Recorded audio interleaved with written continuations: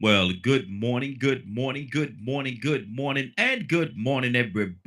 Good morning, everybody. Welcome to another episode of The Morning Glow. Welcome to another episode of The Morning Glow. Got a great broadcast lineup for you this morning, as I hope and I pray that we always do. I'm not important. I'm just a question asker. My name is Raheem, and I got a couple of things I want to talk about today.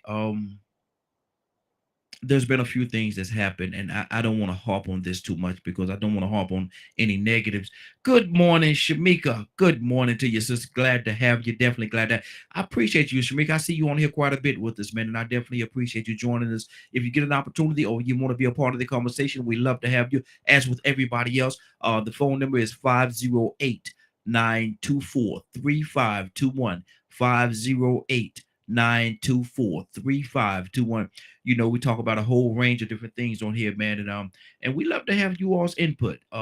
As a matter of fact, if you don't mind doing so, let's do a state roundup. Let's do a state roundup right now, and roll call, if you will. Let me know where you're hailing from. Right in the comment box on what city or state that you're in. Just like to do that to keep tabs on who we're talking to and where you're hailing from. We get quite a few listeners every day, and I definitely appreciate each and every one of you taking the time, knowing that you could be doing anything that you want to do, and that you tune in and that you allow us to be a part of your morning. We definitely appreciate that. We don't take it for granted, man. We definitely appreciate it, and I look forward to you coming back, and hopefully we have some conversations that motivate you, inspire you in some kind of way, and make you want to be a better person. Do let me stop right there for a second. Do you think that's the case? Do you think everybody? Do you really think that everybody want to be good people? Or there's some people out there that's just nasty to the core, and they're just content with being nasty. I don't want to think that way about people, but is it the truth though? Is it do you run into some people? Yeah. Prime example. I've had situations where I've said to people, and I've heard other people say it as well. You go up to somebody, man. It's the morning time. It's early in the morning. You can't be mad in the morning. It's early in the morning. You can't be mad in the morning. But you go up to some people, you say, "Good morning." They look at you. What's so good about it? Wow. Wow. And let me see. BNG, good morning to you. Good morning, Joseph. Good to have you as well. Um, and in my mind, I start thinking, how could you be so mad? You just got up out of the bed. You just woke up. You just got to work. It's morning time.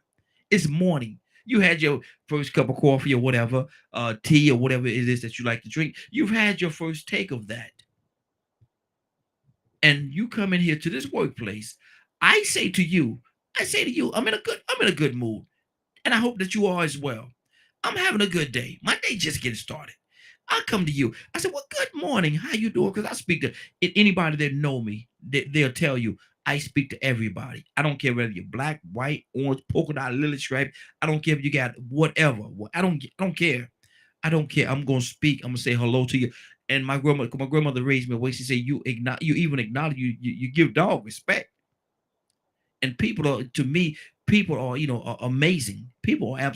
Some people are absolutely amazing. And so my thing is this, man. If I come to you in the morning and I say good morning to you, and your response to me is what, mm, mm. And most of the time they got the little attitude, they got the little thing. What's so good about they got that little smack. I don't know what that smack thing is. I don't know what they said. That little smack go with it. What's so good about it? Now, if I got to sit here, now if I have to sit here early in the morning and explain to you what's good about a day, early in the morning, early in the morning, I got to explain to you what's good about a day. Something is wrong with you. Something is seriously wrong with you if I have to sit here and I say, Rico, good morning. Rico, man, man, listen, Rico, good morning, brother. How you doing this morning? This thing got me hyped already. Man, I can't complain at all, man. You hearing an echo? Yeah, real bad. Okay, let me turn this off, turn this back on. I think that's what it is, what it might be right there. Let me hit this right here and turn that back off. That make it go away. Then hopefully this when it come back on. Hopefully that got rid of it. Did that get rid of it? We're fixing to see. Yeah, Okay. man, I can't complain, man. I'm more than elated to have another beautiful new day to enjoy the See, experience. see now, everybody that's been listening to me from the beginning, that's what I'm talking about right there. See, and Rico, he's very consistent with that. Man, look, every morning, and we be together every morning. Every morning, I say good morning, Blanche. How you doing this morning? And he'll say, I'm so excited and I'm elated to have an opportunity to have a great. That's what you do. But Rico, I'm talking about right now, man. When I was in the workplace, I used to go to work early in the morning. Early in the morning, man. Sometimes I had to get to work at 6:45 or whatever the time I had to be there. And I see people, and I try, after I found out who they was, I kind of avoid them a little bit. But if you go up to them, you say good morning, and their response to you is, and they always got the little, I don't know what the little smack thing they smack their lips, but what's so good about it? And my thing is, to me that's a horrible person, because my thing is, if I have to explain to you early in the morning, God gave you another opportunity to get up and, like you say, to see a brand new day. If I have to explain to you what's so good about it, Rico, something is wrong. Well, what might be wrong is life. Mm-hmm. You know, I mean, sometimes people don't get to lay down and have a peaceful night of sleep, Mm-hmm. and they wake up to some mess. Mm-hmm. You know, sometimes I get out here and walk, man. It's dark when I get out and walk, man. 4:30 or 5 in the morning, and I can hear couples arguing sometimes Good Lord. early in the morning. I'm like, man, well, maybe they hadn't even been asleep. Mm-hmm. Mm-hmm. Or you take the workplace for instance. Somebody fed up with the work environment, but they gotta work. This is the job that they got to have to take care of themselves, to pay their child support, keep from getting the license suspended or whatever. And they working in an environment with a lot of lazy people, unaccountable people. It's just disorganized. Mm-hmm. Mm-hmm. They might not be having a good day. They might be tired of that place. I'm back up in here again. So I mean, it when I know those situations happen. I know right now people that went to work, put in 40 hours, and then they didn't get paid Mm-hmm. Mm-hmm. because of mismanagement. Mm-hmm. But they don't put their time in. You know what I'm saying? They gotta wake up that next morning knowing, man, here it is. I still put this work in. I ain't got paid and I need this money to pay my bills. Mm-hmm. Today might be eviction day. Mm-hmm. So, I can understand that. The only thing I can do is try to make things their ease their frustrations a little bit Mm-hmm. by just giving a little better energy from my part, but not just assume that, just because I'm happy and life is good. Life ain't even good for me. Mm-hmm. Mm-hmm. But I'm still glad to be able to go through this experience. Mm-hmm. Mm-hmm. So maybe I can even let them know that, hey, man, cause listen, there's people walking off the side of skyscrapers right now. Mm-hmm. Mm-hmm. Black women, white men, billionaires walking off the side of buildings because of what life has brought to them and the choices they made in it. So I mean, yeah, everybody ain't gonna wake up feeling like it's a good morning. But see, I have to exist knowing that. mhm, exactly, and I can accept that as well. But my thing is the world that I live in, the world that I live in, and not saying that you and our world are different. I'm just saying the world that I live in myself. I, I'm not if even if I'm in a situation like that, I'm gonna do whatever I could do to get myself out of that situation, to do something different. And I've always been that guy, man. I've always been one. If I'm not happy in a situation, I'm getting up out of there. But I'm not gonna because I'm not happy. I'm not gonna try to bring other people down or affect their day or make them feel like I feel. I'm not gonna do that. If I'm not, man, I come someone I come on here. I've been doing this thing for a long time. Someone I come on here, man. I'm not in the best of places, but nobody will never know. Nobody would never know that I'm not in a good place. I'm gonna be Raheem every day I come on here. And Right. if I'm having a Right. bad day or things are not going well in my life or my kids' life or whatever it is, no one would never know by the way I present myself. I'm not, I'm just not. I don't give up. I'm not gonna give up that energy. I'm not gonna give up. And so my thing is that's the energy. Even if your situation, and I know you pretty much the same way, Rico. You could be in a situation, man. And I've seen you. We've talked about several things, and things may not be perfect for you, but you're not gonna let that spill over into nobody else. You gonna always be Rico. And if you don't feel like talking about it, you're not gonna talk about it. You don't want, but you're not gonna let pour no negative energy into a situation. You're not gonna do that. And I know that from dealing with you every Well, day. I try not to, Mm-hmm.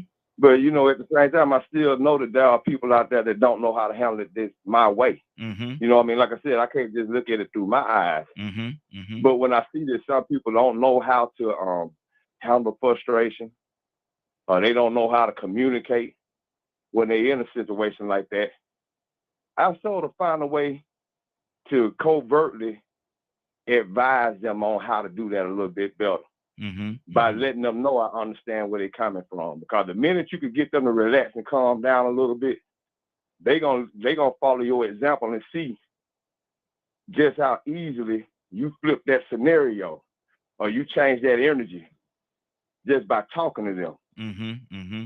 and getting them to see a different way or getting them to appreciate the good, you know, the benefits or whatever the bright spots that's going on that can help them get out that situation.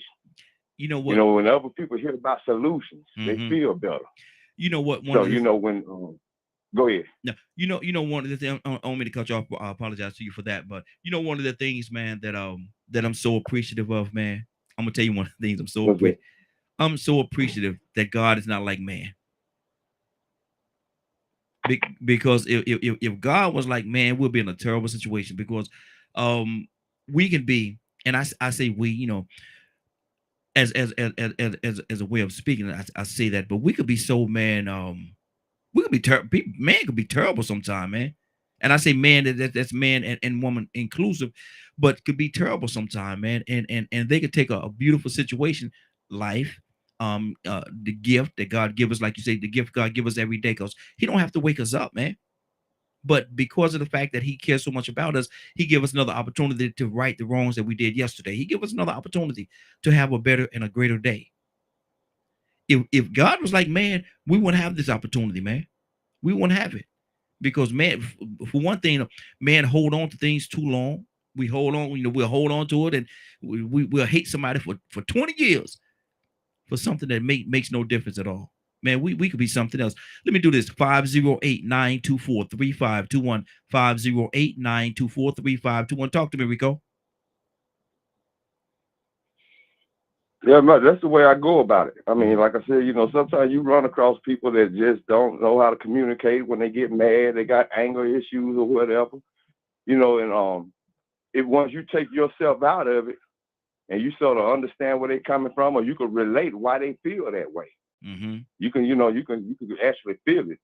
Then you put yourself in their shoes and then you bring it around full circle, man, to I mean, man, it takes a lot, but at the same time, I guess that's the gift of being an empath. You Mhm. know, is getting people to understand just how special another opportunity to live another day is, just Mhm. how precious this is. Mhm. Um, but see, some people do get it, and they still hate this existence, man. They was talking about this little influencer the other day, this young sister. She killed herself, but she waited till her boyfriend went out of town so he couldn't stop her. Mm. And the suicide letter, he posted it, And it's like, it was almost to a point where she was like, man, no matter what anybody did, or no matter what I did that made me happy, that wasn't true happiness.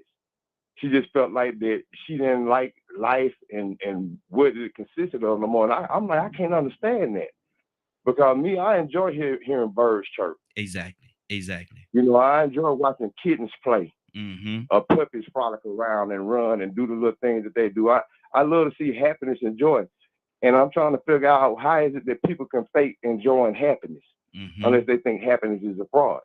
And I don't see that as a fraud. I know what joy and happiness feels like. So, um, man, sometimes it's hard to relate to people or Mm-hmm. get them to understand that. But sometimes you do have to sit down and just get in that position because it's hard to even put yourself down in that position to a bottom where somebody gets to the bottom like Yep. that despair. Mm-hmm. You have to sort of try to relate to that despair and still try to sort of show them that bright light in that tunnel.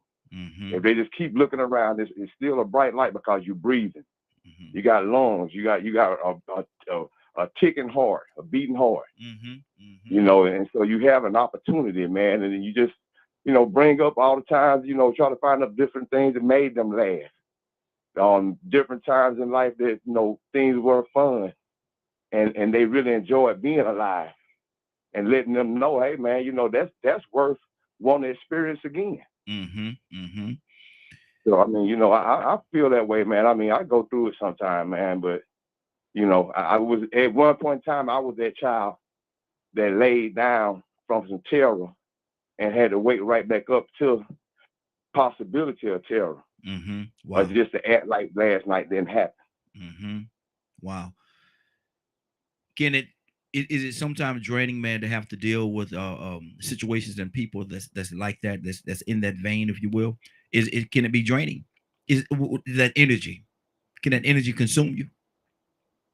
It can. I mean, but when you take yourself out the picture and Mm-hmm. think about the fact that you might save a little 8 or 9 year old from killing themselves, Mm-hmm. then it's worth draining me. Mm-hmm. Because Mm-hmm. there's no reason a child should wake up every morning and dread going to school to the point of where they want to do something to themselves. But Mm-hmm. that's happening. That is the world we live in. So, when you say good morning and some people ain't ready to receive it that same way, I can understand it because people have to go out here into this world. Mm-hmm. And man, this is a crazy, weird place out here, full of greedy, addicted people. Mm-hmm. And some people just don't like the atmosphere we live in. They don't see the unity. They don't see the village. They begging for it. They know it's something. Some people don't even know that it exists, but they know something is off because people are too self-consumed. Mm-hmm. And so, yeah, man, I get it. I mean, I hate to be the bearer of bad news, but some people wake up every morning in a bad place because they went to sleep in a bad place. Mm-hmm. Mm-hmm. So basically, what I'm hearing you say is sometimes people just don't have that escape, or don't acknowledge the fact that there is an escape there. They just trapped. They feel as though they are trapped in that, and they have to live and exist in that place. Right, right. It might be too much pain, too much despair. I mean, people lose hope. I mean, I hear people say all the time, I don't even want to date black women no more. I don't Mm-hmm. even want to date black men no more. You hear Mm-hmm. that? Mm-hmm. You know what I'm saying? They tired. I mean, and that's on a lighter note, getting away from the suicide. But I mean, it's just a lot of people that's in bad places, and it's hard to get them out of that trauma or whatever it is that they had an overabundance of it. Mm-hmm. Some people had a lot of overabundance of trauma and dysfunctional behavior. And see, my thing is, I don't want to be insensitive to what you're saying, and I know that that does exist, and the people are there. Some people are there. I just myself, man. I try to refuse to live in that existence. And if I'm in a situation like that, I'm quick, man. I've done it many times, man. I'm getting up out of there, man. I can't stay. I can't deal with the energy. I can't deal with the energy that's here. Mm. And a lot of times, man, and that's what it is. That energy that's out there, man. Energy is either positive or negative. And if it's a negative energy, I can't coexist with it. I can't. If they enjoy it, embrace that type of energy. Mm-hmm. Like in prison, how they have fun. You know what I'm saying? Yeah. You ever been? I mean, you ain't never been locked up before. Mm-hmm. You get in there, sometimes you see people just embrace the environment. They just Mm-hmm. adapt to it and love it. Mm-hmm. You know, or people just, you know, like they say, how honor amongst thieves. You know, for some reason, thieves seem to know how to gravitate towards each other, so they have a certain mindset. Mm-hmm. No, I ain't fixing to try to bring light to that situation. Yeah. Yeah. Even though I do try to bring light, when I see somebody actually is living for negative, living for evil, no, I don't want to bring light to that. But Mm-hmm. if I'm just in a situation where I know people just want to be around people, or people are needing to find a reason to live, then I'll bring light to those situations Mm-hmm. if I can. Mm-hmm. But not to those that want to sit back and plot on touching women, or just doing devious things. No, I ain't just bring no light to that. I got to get away from you. Mm-hmm. I Mm-hmm. ain't gonna even try. Exactly. Exactly. 508-924-3521. 508-924-3521. This is the morning. I was going to say real men, being men. This is the morning glow. This is the morning glow. We're here every day from 7 o'clock until 10 o'clock a.m. Eastern Standard Time. So we'd love to have your input on what we're talking about. Give us a call. Again, 508-924-3521. 508-924-3521. Rico, did you hear about this situation in Memphis? Yeah, man. You know, they actually got a website where you can see the video. This World Star Hip Hop, man. Mm-hmm. I think that's the devil. The CIA or somebody is putting that up there to have a Call of Duty effect on people, because it will desensitize you. Mm. I almost watched that video, but I stopped. Yeah. When I saw the boy get out the car and he Mm-hmm. started talking about people talking about fake and fake book. He was talking something crazy. And I stopped and I said, "Nah, I'm not fixing to watch this because I already know what happened." Mm-hmm. So I didn't need to see it again. Mm-hmm. But yeah, man, I mean, ooh, man, I don't even know where to begin with that, man. I mean, It's it sort of senseless. reminds you of when that guy got mad at his ex-girlfriend or whatever and just pulled up and shot that old black man that time. Mm-hmm. Mm-hmm. And he recorded it. You Yeah. know what I'm saying? I mean, it's crazy that people are going recording themselves killing other people. Mm-hmm. What was that? 3 weeks ago, the young man went live before he killed his son. Mm-hmm. Mm-hmm. You know, maybe did he kill himself? Man, I mean, man, I just, ooh. Well, where you want to go with this, man? No, I'm just I mean, no. I was just wondering, had you seen or had you heard? Because I'm like you, brother. I don't even want to see it. I've heard talk about it. I heard people, the news talking about it and things like that, man. But when it, when they get to the point where they're gonna show any, and they on the news, they can't show the whole video. But when they're gonna show a piece or a part of it, man, I don't even want to see that, man. I turn the channel or whatever because I don't want to partake in it. I don't even want to put that in my spirit, man, because that's, to me, that's just evil. That's evil, man. And it takes an evil individual to go out there, man. And it said it was like 20 some hours, and 20 some hours, man. He was just out there just doing what he wanted to do, killing people, man, shooting, killed quite a few of them, man, and injured, just shooting people, man. What, now you know what? This is gonna make some people mad. But you know, the only time I've seen something similar to that is in movies and in Grand Theft Auto. Mm-hmm. Yeah. Yeah. Mm-hmm. Think about it now. You know, a lot of people are in so much denial about the children, because this guy's about that age of where he grew up from the very first episode of Grand Theft Auto to the one now. Now you got grown people still playing that game that has no type of logic or purpose at all. Mm-hmm. And if you do play for a logical purpose, which is the missions, it's still doing all of this mess to get money and be rewarded for completing missions. A whole lot of debauchery, a game full of debauchery. Mm-hmm. Mm-hmm. And it's a hot seller. And it's on, and the company that owns it and produces this is owned by that corporation I told y'all to look up that time. But you know, some people don't like to go back and actually look up that information. Bolloré is the very bottom of the line of the ownership. It goes through like 7 or 8 different hands, but they are the company that produces this material. And you see it only on video games. And like I said, maybe movies. I think it was a movie called Fallen with Michael Douglas a long time ago, but he was pretty much like a vigilante. This boy here just wanted to do it just because it was chaos. And he wanted to hurt people. You know what I'm saying? And so on.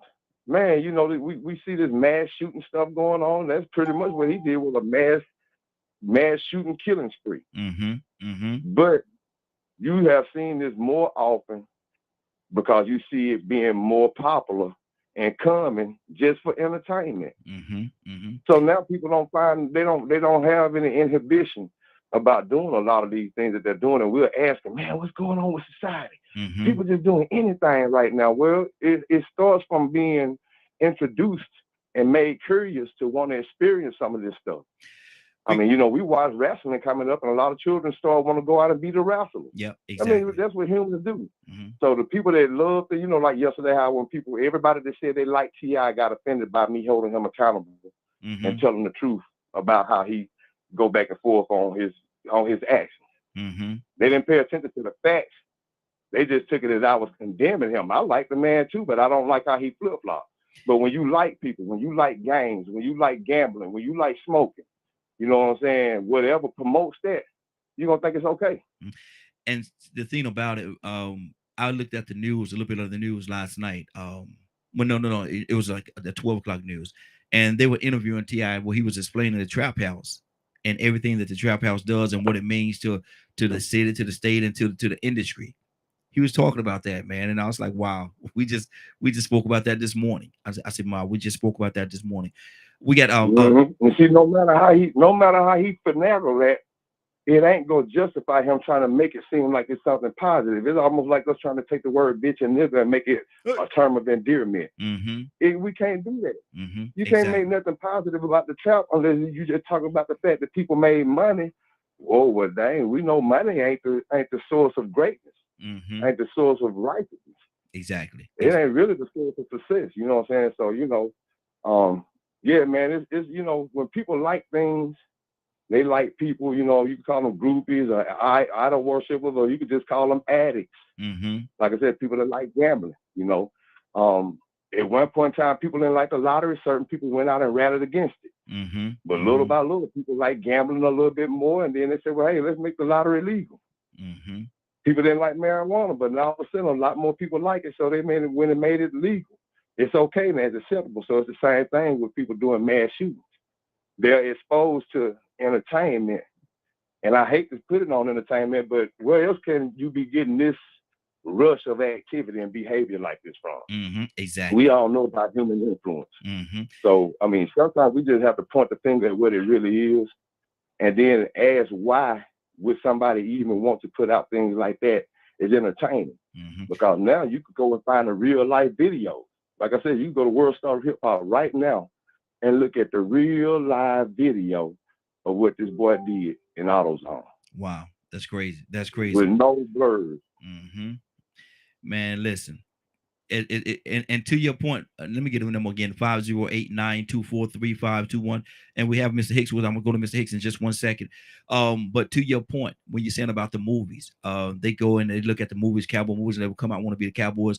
And another example of that is I know everybody on here had at one point or another. If you ever looked at martial arts movie, but in there doing all the kicking. Now, half of the time you came out of that theater want to kick each other and chopping up. Exactly. We all want to be Bruce Lee and Superman too. Exactly. How many times you came out that movie theater, you don't look at the kung fu movie, they don't been in there doing whatever they're gonna do, man. You come out now, all of a sudden you and your buddies, y'all kicking each other and chopping it. You all you do is, I'm gonna tell you something. If they got a theater, they got like 4 or 5 movies going on at the same time, different movies. You sit there and you sit in that parking lot and you watch. You can tell who watched that martial arts movie because they're gonna come out there chopping and swinging and kicking and all kind of things, man. Crazy. Hey, man, how many people you see buying the ninja outfits and the ninja shoes exactly. when that was hot? Exactly. Walk around with nunchucks. You know what I mean? People, they follow the trend. That's it. That's exactly what they do. Mr. Hicks, good morning, sir. How are you doing this morning? Good morning, Ryan. Family. Good morning, sir. Doing pretty good. Man, look here, man. We talk about some things. We hadn't got to our topic of the day, but we're talking about a few things right now. What we're talking about now is the guy in Memphis. I don't know if you've seen it already. The guy in Memphis that went on the little shooting and killing spree, and Enrico made a very good point where he said that that's like the video games, man, Grand Theft Auto, whatever the video games are, where they actually go out there and shooting people.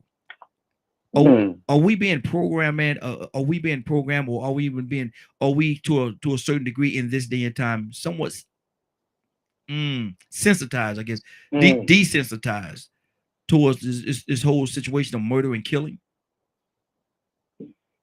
Wow.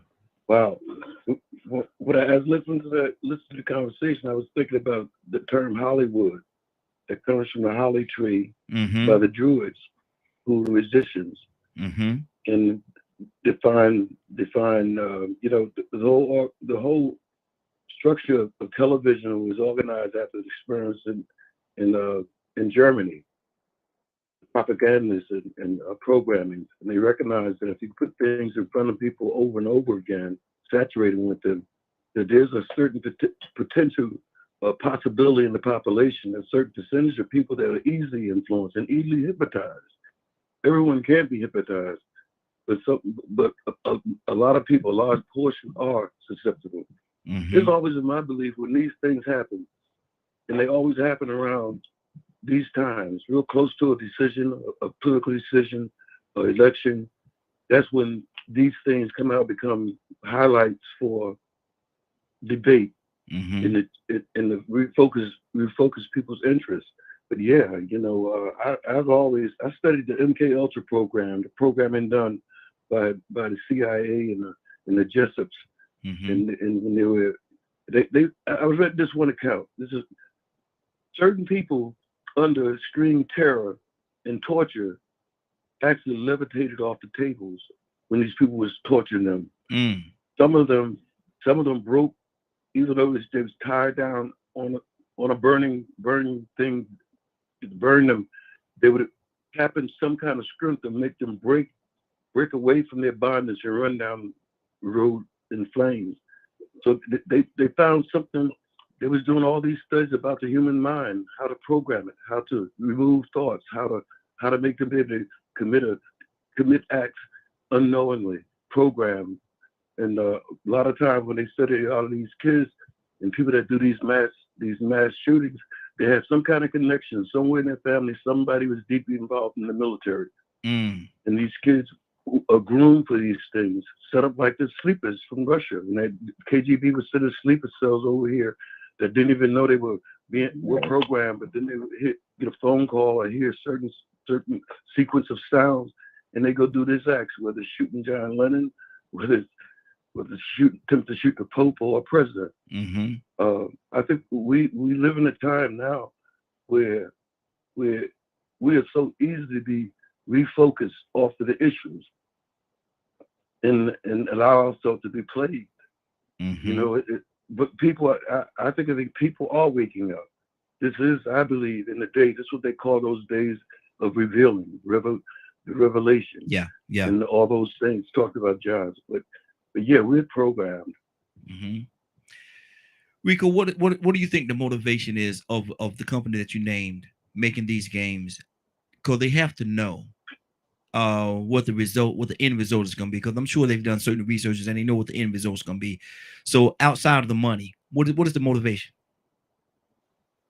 I mean, control, money. I mean, just the self-preservation. Because a lot of these people look alike too. Yeah, absolutely. That's one thing. You know what I'm saying? A lot of people might be in denial about that, but they don't look like us. They don't want to control all the resources and manipulate and sabotage and organize coups to overthrow countries so these countries could work in their benefit for business. That's a lot of sinister stuff, man, for control and money. Mainly control, because the money system, we already discussed that, man. That's just something that they made us adapt to. That's another part of the program. And once you look at once you look at the paper, the size of it, the ink and the print of the number, it makes you wonder, well, how is it that I could get more for one than the other, besides the fact that I just was programmed by how many digits was wrote on it. That's why people are so good at making counterfeits. Some people got smart and said, well, you know what? I could go and make this stuff myself. And the Mhm. government said, "Whoa, you too smart. Come in, we're gonna lock you up." Better yet, we'll put you to work for us. Mhm. Because the smart people understand, man, it's just paper. Yeah, it has value. Yeah, we got to use it. But that's only because we embraced it and conformed to it. And when we seen it at work, we liked it. But Mhm. that's the reason why they do it, because they got to make sure that system continues to work. Because they got people going along with it. So if they can control the resources and keep certain people in certain places, and they can invest and create business to keep control, like prison industries, slavery, new slavery, Jim Crow, all these different things they can create to make sure they can have some type of dominance or favor or advantage. And I Mhm. mean, and that's a weird way of thinking, Mhm. especially if you consider yourself being a Christian or believing in a higher power. How could you actually want to control all the resources? But now think about it like this: the way human beings are made, if there was no group of people that actually set the rules, there probably would be chaos. Mhm. Yeah. Yeah. So, to a certain extent, you have to have groups of people and societies in place to set the rules and to actually um, I'm going to say, bring order. Because if you don't, you will have bullies and bad people that'll come and just go and pillage and destroy. Mhm. The Mhm. only thing is those people that have that control now are doing the pillaging and destroying. Exactly. Exactly. Mr. Hicks, do you think people, man, human beings, are really that drunk for power? Oh man, power is what it's all about. Once you achieve the status of making billions and trillions of dollars, these elite and that have their hands on the control of power. Once you gain so much money, it's like when they gain so much access to sex or Mhm. anything. It's like it just cultivates a desire to have more. But it's you should watch those different sci-fi movies of not sci-fi, just history. Genghis Khan, Napoleon. These people that set out to conquer the world, to be world rulers. Mhm. We sort of think that kind of ambition died in ancient times, but it's thriving now. And there are people, a cabal that's in control of everything. Like Mhm. Rico was saying, economics and politics, and they're entwined by blood and by Mhm. oaths, Mhm. and they it's power. They want to rule. They want a system like China, where everybody has social critics, everybody's monitored all the time, and they have social a social platform to give people that follow the party line and the people that don't, they won't put them in camps now and kill them right at this point. Mhm. Eventually, that's what all leads to that kind of thinking. Of Mhm. thinking that if you don't think like us, there's a real interesting thing when I researching the word heretic. Heretic, the basic meaning is people that think free, people that don't think in line with the Pope and their plans to take over. And you're a heretic if you free thinking, if you don't use the language, if you don't think, you don't say it the way that's accepted. That's what Mhm. this whole whole thing with rechanging labels and called constructs and rechanging the very basics in an atmosphere that if you don't agree with it, you suffer. You suffer if you're trying to if you're in a business. You suffered if you don't toe the line, the Mhm. party line. Exactly. Exactly. 508-924-3521. 508-924-3521. Give us a call. We definitely love to have your input. And that's a conversation, Rico, that a lot of people are very uncomfortable having, because there's a power structure here. There's certain individual, and some people say it's the 1%, but there's certain families that have all the power and have to say so. They run the government and run a little bit of everything. And like I said, a lot of times people don't want to talk about that. They don't want to get into that conversation, but it's the truth. It's hard for them to comprehend. Because when I was younger, I was trying to figure out who makes everybody follow the rules and who Mm-hmm. came up with the rules. Mm-hmm. Because I saw in different times, if the right people weren't around, somebody would take advantage of you and bully you. So it had to be somebody around to make sure that nobody bullied the other person. So I was like, man, who came up with that system, and then who made everybody believe or conform to it? I didn't know these words, but at the same time, I knew that, man, people had to agree. Then I started realizing police, and I started realizing military. I started figuring out how everything worked. But still, it was hard for me to comprehend that there were certain families, but I always felt like it had to be some mastermind somewhere that wanted to rule the world. Mm-hmm. I was like, nah, that's impossible. Can't nobody want to do that. Ain't nobody gonna allow nobody to do that. Mm-hmm. And little by little, I started hearing about Rothschilds and Rockefellers and Prescott Bush and how they played both sides of the wars and how they financed and bankers. I'm like, wait a minute, you mean the man to tell me this man sent his sons to this part of the globe and that part of the globe to set up the financial market and play the financial game? I'm like, wow. Mm-hmm. Started hearing about aristocrats and blue bloods and all this stuff. I'm like, wait a minute. Mm-hmm. So now there are people that call themselves chosen, and they have designated people, and it's been going on for a long time. And they create these systems to make sure they can still keep control and have influence on the direction that the world goes in. Mm-hmm. They even had influence in the Catholic Church. Yeah. So, you start looking at all this stuff. I mean, like, that's why, like when I hear what Ibrahim's saying, and I hear what Badger is saying, man, everybody got a little piece of understanding. Ibrahim got a lot of understanding. Mm-hmm. He's got a lot of understanding. Badger does too. Yeah. But it's intertwined so much in so many different aspects of our existence that it's hard for people to even want to sort it out because they'll drive you crazy. It's hard to fathom that somebody Rico, do you think some people type of say so or Rico, intention behind everything that you do every day? Hey, Rico, do you think consumer, it is? Rico, somebody trying to survive. Rico, do you think it? Some people are just afraid to even know. They don't want to know that they're afraid of it, and they're afraid to even touch on it because they're afraid of what the results might be if they get too close to it, too close to the fire. Wow, you know what? That's crazy you said that, man. Somebody just told me yesterday that since they met me, they sort of hate that they don't woke up to what the real world is like. Mm-hmm. They liked it better when they was blind. Mm-hmm. Mm-hmm. Yep. Yep. It was more fun. Yep. Yep. They like being distracted. I said, yeah, that's what addiction does. You know what I'm saying? An addiction makes you think you still look good as a crackhead. Mm-hmm. Cigarettes make you feel like you still good. You know what I'm saying? And you hurting your body. I mean, that's what addiction does. They done taught us to consume and like all these things and material and superficial things, and we done got away. I mean, like if the elites actually had compassion and they had the will to want to sacrifice and really had the best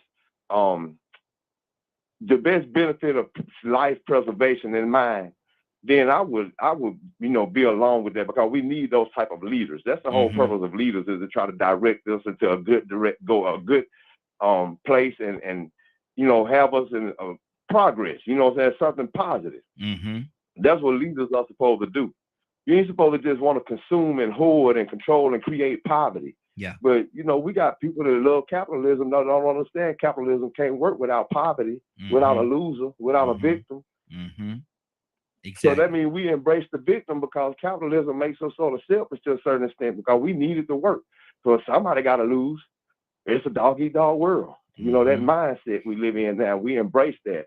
And that came from those people like the Rothschilds and on further back that wanted to rule and control and have everything. They lacked compassion and didn't want to sacrifice. And some of these people call themselves Christians. Mm-hmm.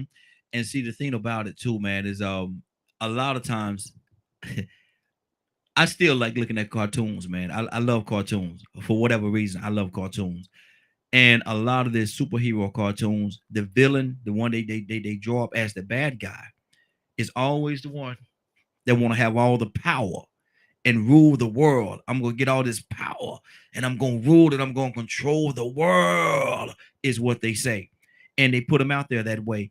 But is there any truth in what these cartoons are really portraying, man? Mr. Hicks, what do you say to that, man? Are there people out there that really want to, like Rico was saying, the Rothschilds, are all these people that really want to rule the world and drunk on power? Yes. I think for me, in order for me to sort of understand what was happening, to understand it in a place that brought me a sort of peace of mind, where you get all the new information, because ignorance is bliss. Mm-hmm. When you don't, and I'm talking about where you ignorance, where you're ignoring things. I'm talking, yeah, where you're ignoring. You get all the hints, you see all the things, you hear the things, but you chose to ignore it, and it's understandable. Mm-hmm. Going down the rabbit hole puts you in a space where it's very hard to communicate to others, Mm-hmm. because you got this volume of information that's not yet knowledge, and it's not wisdom. So you're confused in how to adapt to what you see around you, what you see coming out of man, and his treatment of other human beings, and we're trapped in the scope of you're trapped in the thing of identity.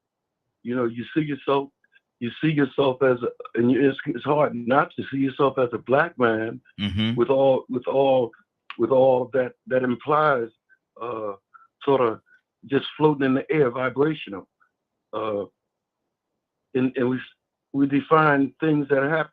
I watched a film, Rico summoned that film about the system of when you got to go to court and pay money to your wife or for the kids' care. Child support. And in that child support. Mm-hmm. And in that video, it was showing the results of children who are adults and grown now. Then they had shots of other kids when they were little, and they were talking about the emotional damage. Yep.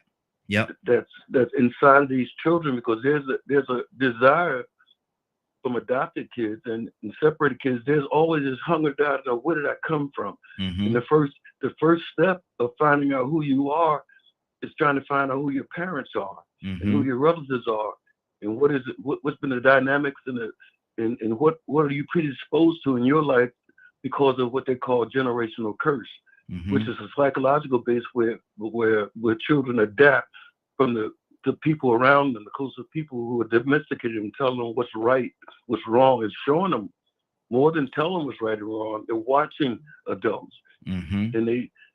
and they're confused in this world. For me, when I went into the realm of there's a spiritual battle going on that although it looks like you can find institutional, you can do it go vote for it and put people in office. You feel like you can do something in the human domain that make life better for yourself and for people around you. But the war and the battlefield is the mind. Mm-hmm. Mm-hmm. And That's good. And it's a hard battle fight, because we don't recognize the influence of just the energies around us, just the things, we talk about abuse and children coming up through families and through the society. And it actually, a child seeing something, seeing a certain action, seeing a certain thing, it's what dietetics talk about engrams, Mm-hmm. that these things are traumatized the very soul. They talk about clearing, going through a process, go back and reveal all of these little small incidents that shaped us that we forgot. Mm-hmm. We just was blanked out of our mind, but it's still motivating a lot of our actions. But yeah, but for me, it's prayer, it's meditating, it's really trying to hold yourself to a different vibration. I believe that our connection with Source is through vibration and Mm-hmm. motion. Yeah. And emotion. Exactly. And it's to learn how to channel that, I guess. Good deal. Captain, good morning, sir. How are you doing this morning? Good morning, everyone. I'm doing fine. Thank you for asking. Yes, sir. Good morning. Captain, we're talking right now about power and people getting drunk on power. Your people out there, quote unquote, your power family, Rothschilds, and all these different people like that. Are people the quote normal people? Are they blind and just don't want to see that the situation like this really does exist, and there's really people out there that want to have the absolute power over everything that you do? Are we blind in that, or are we just trying to ignore it? Or some people just trying to ignore it? What do you say to that?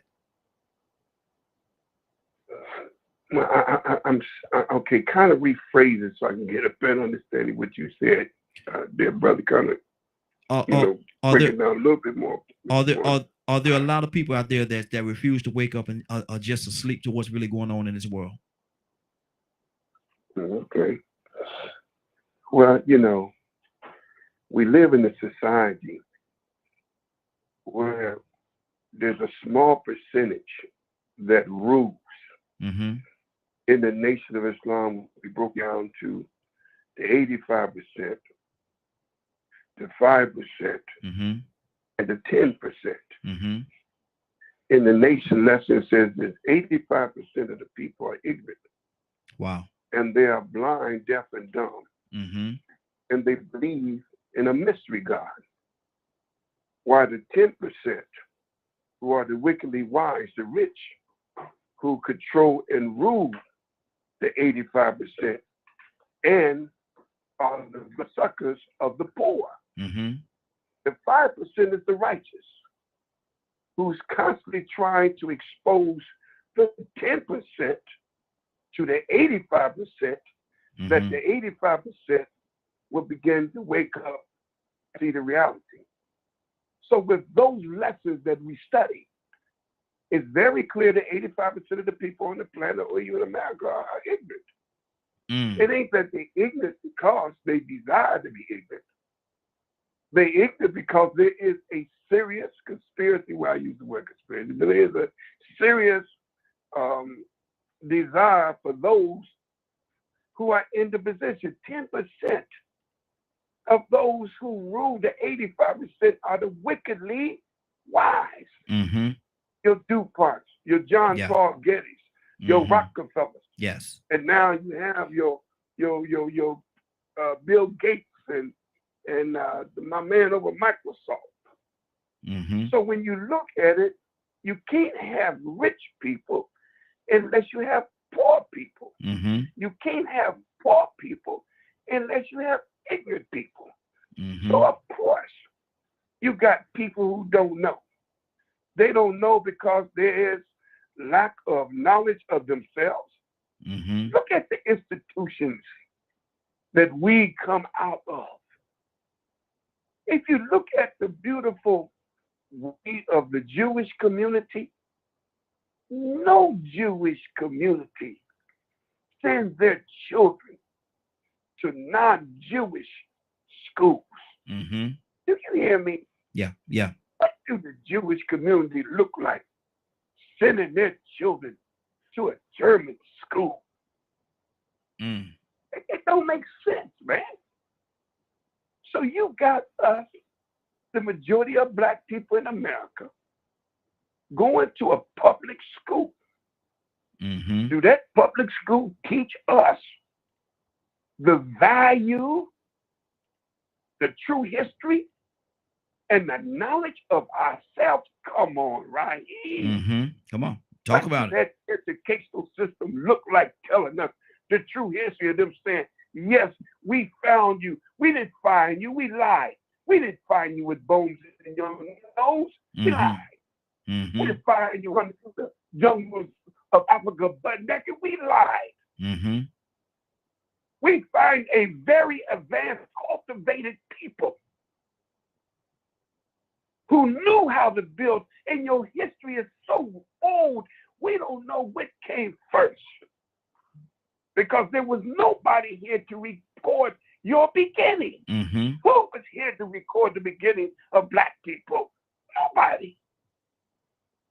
Mm-hmm. So we brought you over here because we needed to build a new civilization, and you were builders. You dug the Nile River by hand. Yes, you built the pyramid, if we tell the truth, because when the pyramid was built, we was running around in Europe on all fours, eating the bark of trees. If the truth be told, who's going to teach you that in school? Was that kind of teaching of teaching African Americans or Black people, will that elevate us out of the standard of the 85% ignorant, or will that elevate us to be able to strive and do something for ourselves? Yes, our people don't know better because they have never been taught better. Mm-hmm. Oh, there's a few of us escape. Yes. We get a few doctors, we get a few PhDs, we get a few scholars. You give us a few. Yes. But the truth of the matter, you will never be taught nothing of who you are and what you are from the very enemy that have captivated us or have put us on a course of oppression and slavery. They would never. Every now and then, some of them would tell the truth. But the reality of it is, Brother Raheem, Mm-hmm. we'll never advance as long as we continue to, as Malcolm said, put our stomach in the white man's kitchen. Mm. Wow. Do something for yourself. Get away from the vet. That ain't saying that the education is not good, but don't teach me the 3 R's, as they used to call it, reading, writing, and arithmetic. Exactly. Mm-hmm. But you don't teach me nothing of myself. And we are people of mathematics. How could I get at the half-court line and shoot a 3-pointer and it hit the rims, it hit the no net. This is all net. Mm-hmm. How can I run as a running back, hip over there, and make a hole when there wasn't no hole? Mm-hmm. We are the best at what we do under the circumstances of what they have given, and that's the greatest fear. We got to stop all the time apologizing. Well, we had some black settlers in the slave. Yes, that is true.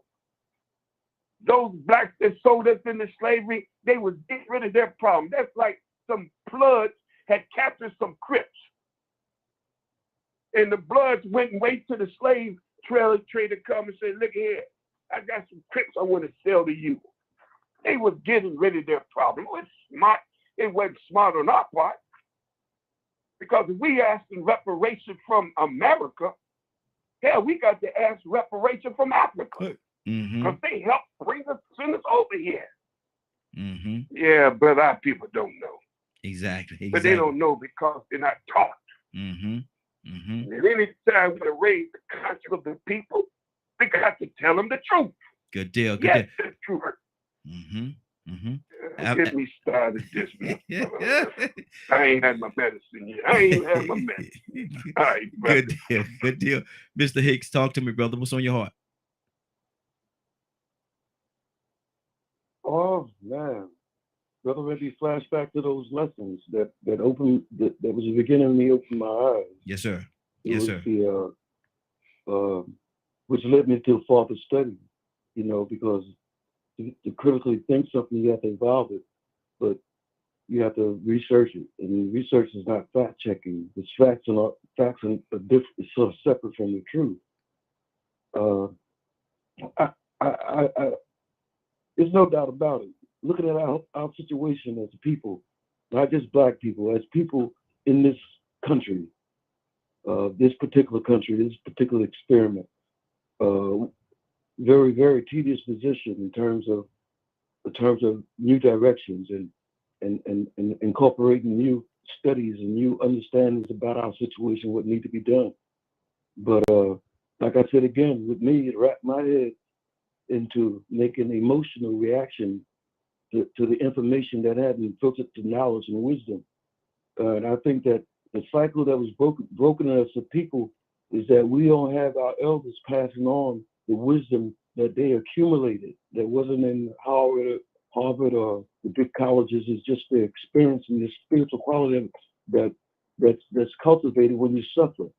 There's something about suffering as a nation of people. Now we're talking about black people.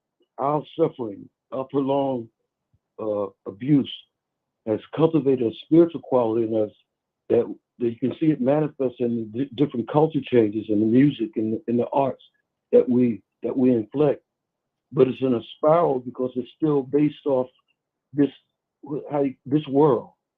When you reading the stories about Jesus, Yahshua, Isha, all the different names, Mm-hmm. Christ consciousness, is that you'll know my people because they'll do my commandments. Mm-hmm. And the commandments are so simple and clear that it rounds out to one thing. And this is the essence, the core, is do unto others you have them do to you. Mm-hmm. That really covers a whole. When you think about that, how do you want people to deal with you when you're wrong? How do you want to deal with people when you're off based. And when you see somebody wrong and off base, use that psychology to say, because we've all been in error. We've all been in those places where we needed somebody who cared enough about us to tell us the truth about where we were going. They saw, the elders would see you. They'd come at you. I remember walking down the dirty road coming from New Jersey down in this little small population, and walking down the road, and people say, "Come here, boy. Ain't you bad-eyed, son?" They call my father bad-eyed. They look at him. "You bad-eyed, son, ain't you?" You say, "Yeah." And you be wondering, like, how do these people know you? How do they know your family? And they would sit down and tell you little things about your family, and tell you things, that little tidbits that you don't get from your family. But there is always hope. There's always a way out. Yes, sir. But the way out for your situation is always there. It's getting in touch with the source that guides you in the right direction. And that's what I call, because I think that's the only thing that's going to allow people to survive what's coming on the earth, is to get in touch with their source. The pineal gland. I think it was Navy one time in a conversation, and she's a scientist, and talking about the calcium that they've intentionally put in our foods and our waters. I think there was a goddess. Form a hardness on. I think there was a goddess. Yeah. Yes. That make us not utilize this part of our DNA they call junk DNA. But it's almost as if some kind of psychic, magical, or medical, or some kind of process went to disconnect these parts of the DNA that open us up to seeing more than we see through our eyes. Being able to not see with your eyes, but visualize the spiritual reality behind what you see happening in the earth. And what you see happening to yourself sometimes. Yeah. When you open yourself through your thinking to be possessed by an idea that some people call demon possession, but it is being possessed by thought. Wow. Rico, what's on your heart, brother? Are people just like Captain said, 85% of people just don't know. I don't think I want to say ignorant, but just don't know. Well, some are really ignorant, man. I mean, listen, sometimes I've been in certain neighborhoods, environments. Good God, Rico. Good God, brother. I understand that some people just don't know. You know, you was asking them, do they not know, or do they just not want to know? Some people clearly don't know. So it ain't like they intentionally, trying to avoid finding out or knowing, or it ain't like they know what the truth is, but they just ignoring it. Some of them truly don't know. I get in circles with these people and I find myself educating them. Yeah. Because they truly didn't know, or they didn't even think. So that goes to show you that somebody didn't take no quality time with them to educate them. They just sent them to school and said, "Do your work. Listen to them folks. You better study." But they didn't sit down and teach them and give them some wisdom. So, I found myself even in bad places I shouldn't have been. I got locked up one time and I shouldn't have been. And during that time I was locked up, I was educating people, teaching them about peonage. I actually had to teach somebody how to read. Wow. Imagine if he don't know how to read, what he know about a Rothschild family? Yeah. What he know about, so it ain't that these people, they caught up in the system and the conditions that these people created. So you wouldn't have time to understand, because you got too many more pressing issues in your face to deal with, like eating, getting your butt beat, dope fiend mamas. A lot of the 1%ers don't know about homelessness. Certain areas and certain things they don't even know exist on this planet. And these are the children of the resource controllers. Don't understand. They don't.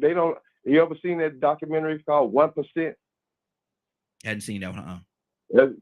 That's one of the I think it's one of the Johnson & Johnson boys. He used to make documentaries, and man, he had a wake up call. He interviewed people that was in his circle. Ivanka Trump, whatever his daughter name, Trump daughter name is, she was one of the people interviewed. And then he interviewed a cab driver and had that cab driver take him through a side of Miami that he had never seen, and he was like, "Man, this is just blocks away." I didn't really believe people slept on the streets. I never saw this. So just like they don't understand what's going on the bottom sometimes, because the only thing they know is their environment and their rich, extravagant experience. Some of these children don't know nothing about no 1%ers because they too busy about worrying about who could kill so and so, and now I need to be a blood because I was born into it. Yeah. Yeah. Gangster society, you know what I'm saying? It's like, you know, people value system is different, and so that goes to show you that some people really don't know. I caught myself teaching people how to read, man.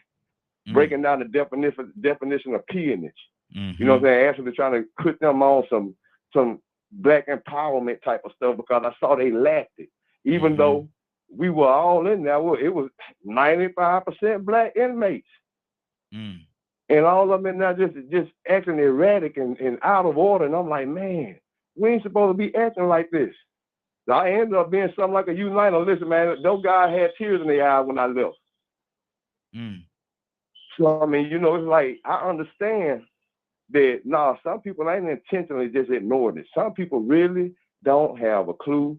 They caught up they've been bamboozled. They caught up and distracted in this man-made design, and they have to survive in it. And so some people are just trying to make it through with the crumbs that they got. And then you asked another question too.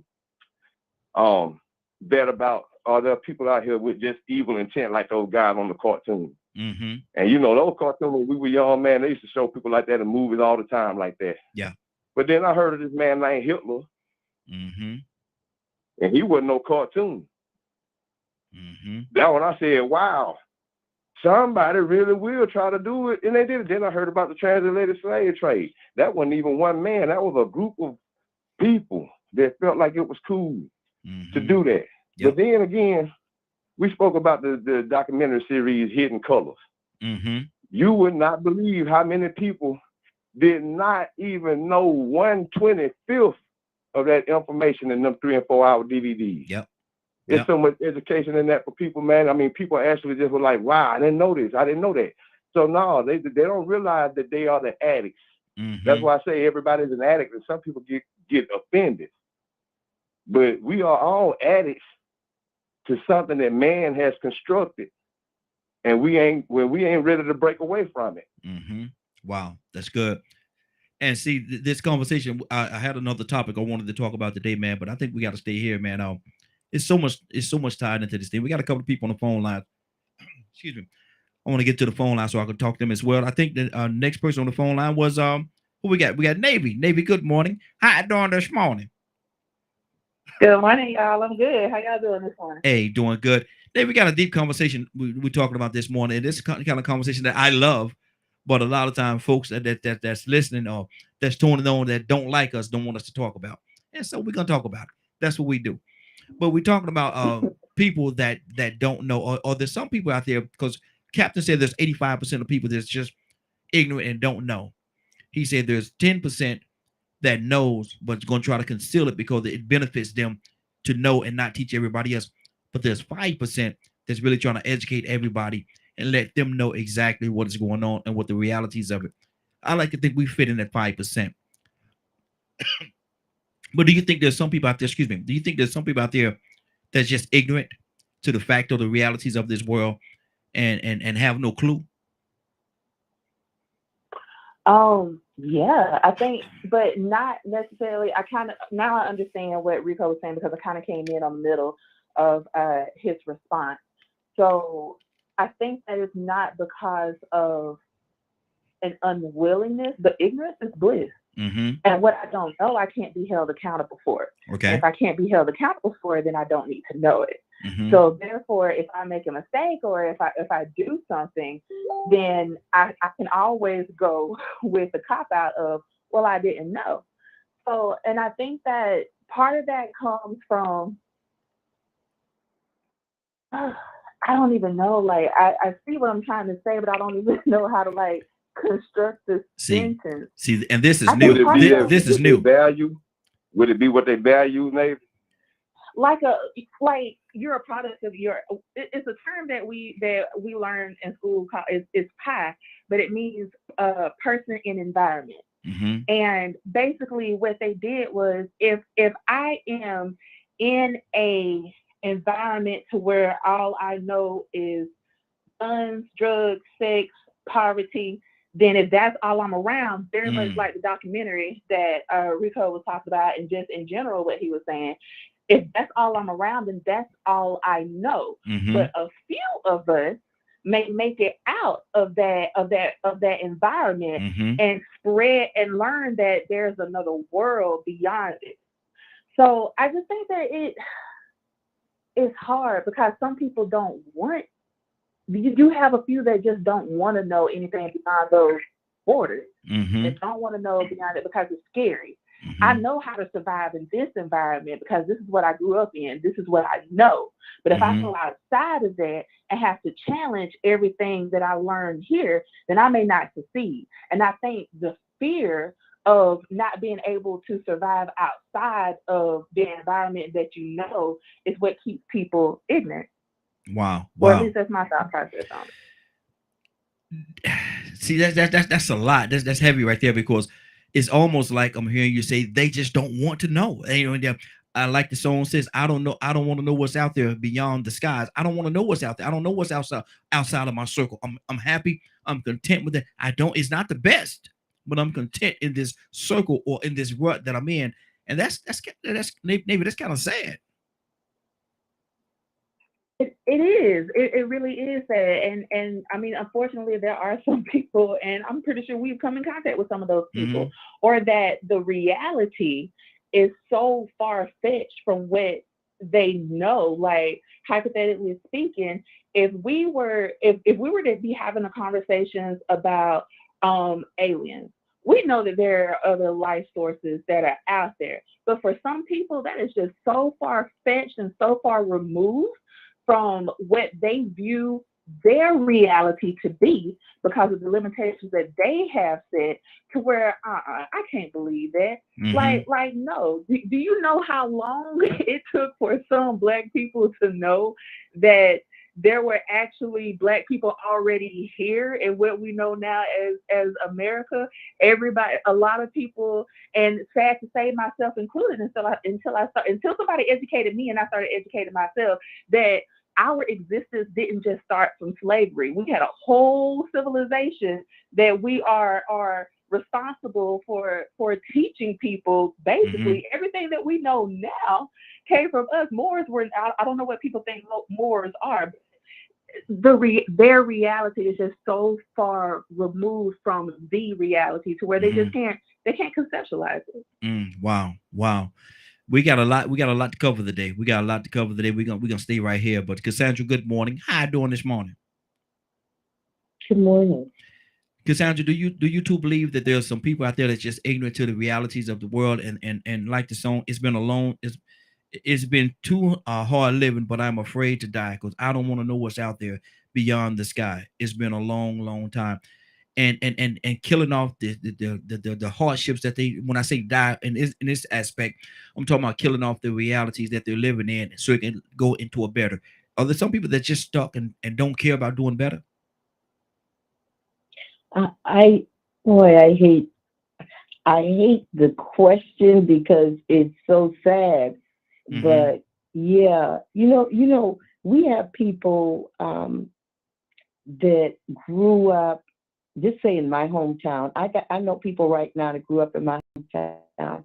They have never left the city of Charleston, South Carolina. Wow. They've Wow. never ventured. Come on. I mean, Mm. think about that. Just think about it. There's not, as far as you're concerned, there's nothing beyond those streets right there around you. Mm. So even though right, like a few blocks from us is one of the richest areas in the country, with the big mansions and stuff. There are people that really think that that's all it should just be them with Mm-hmm. all the money Mm-hmm. and then us with no money.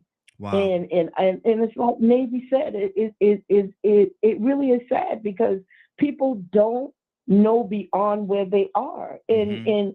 And we have Wow. to talk about it Mm. and try to get people to venture to venture out. You know, I had an uncle that died at 73, and I don't think he ever left. No, I don't think he ever left South Carolina, not one Wow. time in his entire life. Mm. Do you realize how many states there are? And, Yeah. you know, I don't know. But yeah, it's very sad.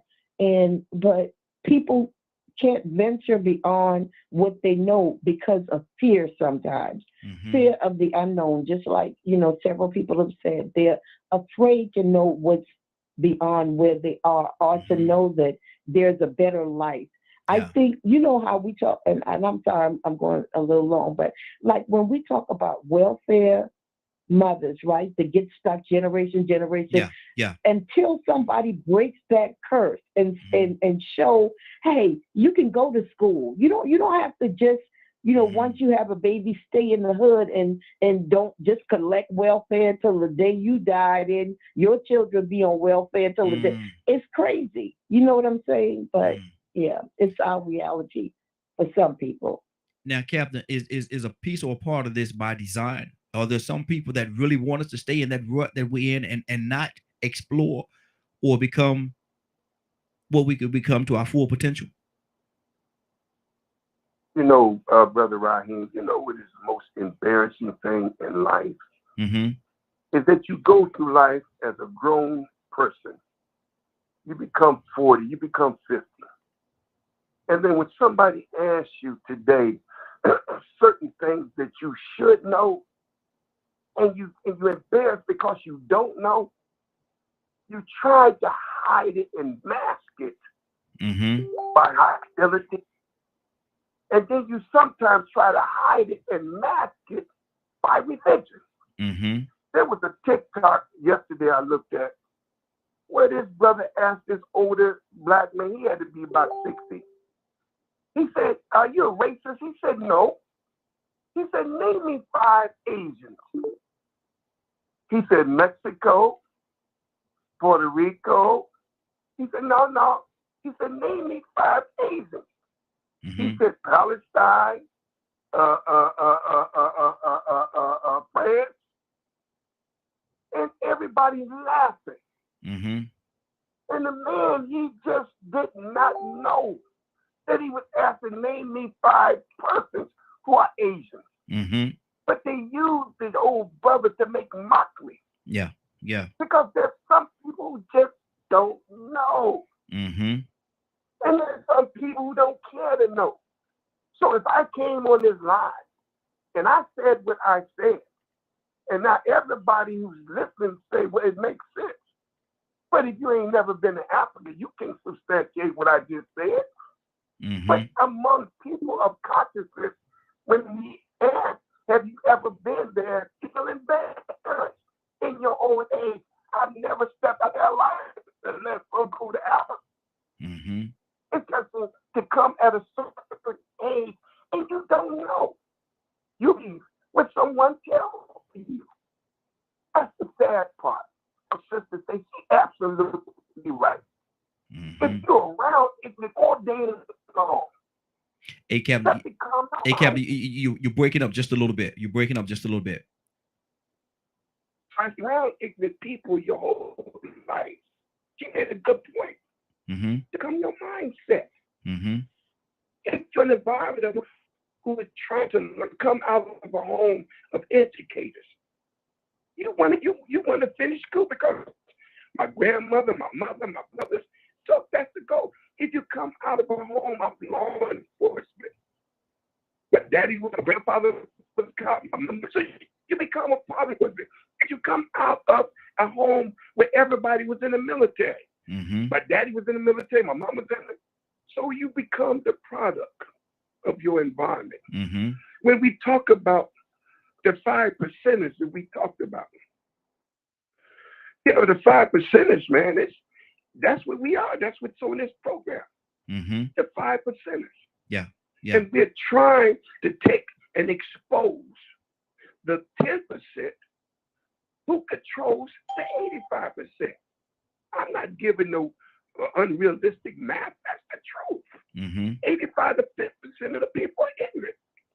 But if they don't decide for us to break what we call the generational curse. We have to build institutions because you know why, Ryan? Why's that? Most of our people believe in the lie that they was taught. There was people who really believed that Christopher Columbus discovered America. People really believe that. There's people that really believe that the best thing could have happened to black people was to be brought over here into slavery. There's people that really believe that. There's people that really believe.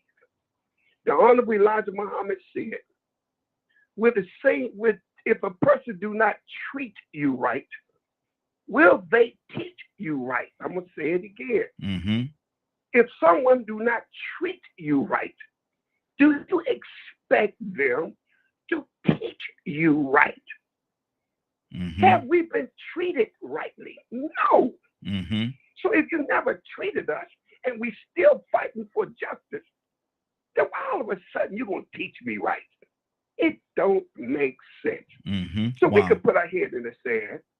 And if you have become, and it ain't nothing wrong to say, I don't know.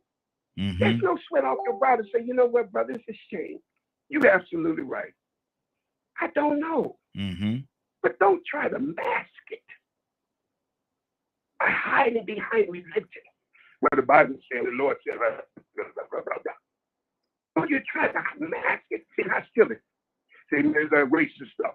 Talking about there's some black. Say you don't know, man. Be humble. And once you say you don't know, now you can learn. But show somebody who knows. That's all I got. I am a little long. Hey man, this is a topic today, man. 508-924-3521. 508-924-3521. Toya with a T. Good morning, young lady. How you doing this morning? Joseph, Good morning, and how you doing? Hey, doing good. Since we're talking about something today, we're talking about and it's been brought to the conversation that there's 85% of people, and I'm sure you probably heard 85% of people that don't know, that's totally ignorant to the realities of what's going on. There's 10% that knows, but they want to conceal it because of the fact that it benefits them to hold on to the truth. And there's 5% that actually want to go out there and teach the reality of what's going on and wake up everybody. Toya, do you really believe that there's 85% of people out there that's just ignorant to the realities of what's going on and the conditions that they're in? Because Cassandra also said that, she know people that has never left the city, not the state of South Carolina, but the city of Charleston. That's right. Has never gone. And they've lived their whole life in their little circle.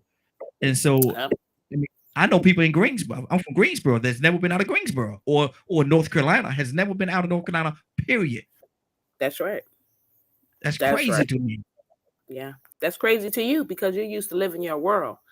See, Mhm. that's where we get it twisted, because when you wake up every day, you live your world.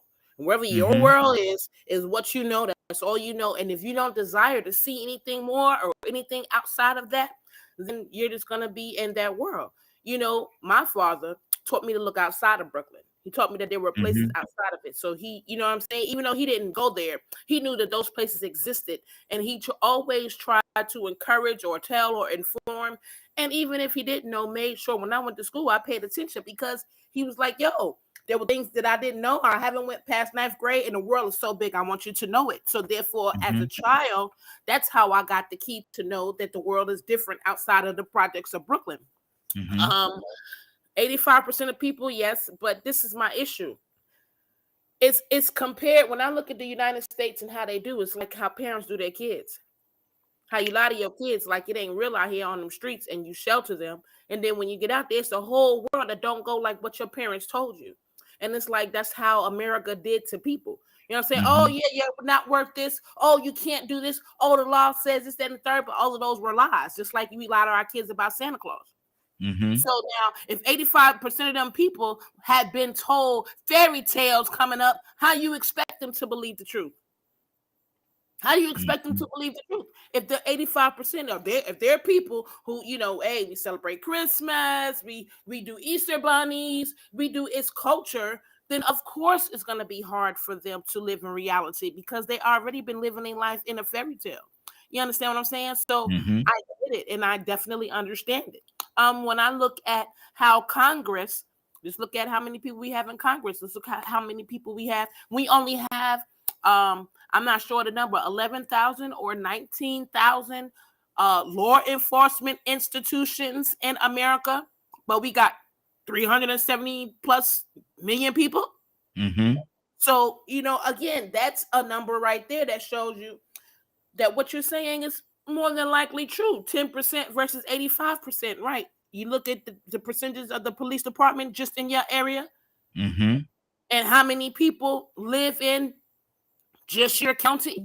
So I'll use my county let's use Henry County, for example. Henry County have more law enforcement per capita, and they got 267,000 people. So yes, absolutely. Those numbers and how we live on a daily basis, it shows it all the time. One teacher, 30 kids. Mm-hmm. There's another Mm-hmm. statistic. You know what I'm Yeah. saying? Yeah. One manager, 200 employees. You know what Wow. I'm saying? So this school to prison pipeline, again, is another tool that trains us to be in a specific place with one person in charge, be in a specific area with 2 or more people in charge. And it still, it still leads truth to what you just said, 10% from 85. You know what I'm saying? So absolutely it's true. And absolutely we see it every day. And if we pay very close attention in everything we do, that system is there to not only remind us, but to keep us bound to it. Mm-hmm. Mm-hmm. Wow. Wow. Man, it's a lot. I'm loving the conversation. 508-924-3521. 508-924-3521. Give us a call. We'd love to have your input. Got a few people just came on with us as well. Badger, good morning, Badger. How are you doing this morning? Good morning. Badger, are there 85% or 80? Let's stick with that number. Are there 85% of people out there that's ignorant to the realities of life and just don't know? And what excuses do they have for not knowing? I don't think there's well, which age group you talking about? Not just in particular, brother. We ain't trying to break none down. Are the 85% of people that just don't know, that's just ignorant? I guess you could say that. Mm-hmm. So we're not going to break that part down. Okay. I'm having to change the direction I was going to go. Mm-hmm. So like what I understand and grasp the concept of what Toya was saying. Mm-hmm. Everywhere you look, a lot of times it's one person over a whole bunch of people. They love that boss mentality. However, people have become so selfish that they forget that they can group up with all them people that boss is over. And if that they don't want that boss to be there anymore, that boss doesn't have to be there anymore. Mm-hmm. I think a lot of the ignorance is, to be quite honest, caused by greed. They're selfish, self-centered. Mm-hmm. Okay. Good deal. Good deal. Let me go to who we got here now. Joseph. Joseph, good morning. How you doing this morning? Hey, good morning, good people.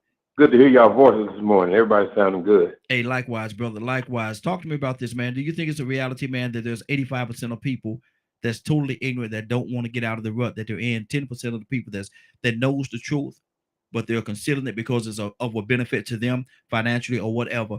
And there's 5% of the people out there that really want to push the truth and let the 85% know. Well, what is your take on that?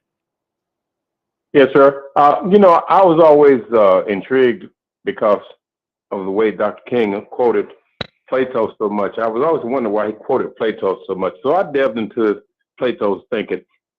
Plato said that society is made up of the meditative people, the ones who think on law, poetry, etc., religion, and the spirited people, the ones who want to be known for their prowess, their military prowess, their athletic abilities and artistical gifts.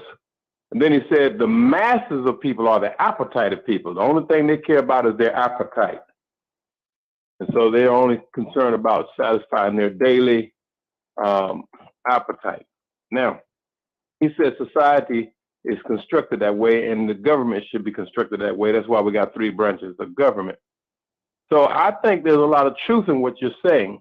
And the question we have to ask, I guess, is which one are we? Which category do we fall in? And now he said that the tripart soul of a human being is made up of those 3 parts.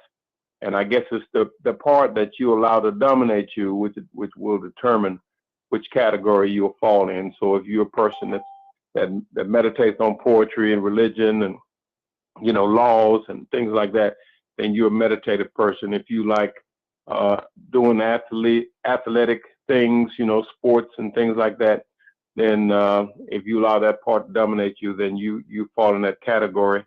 And the rest of us, I guess, would be the ones who just want to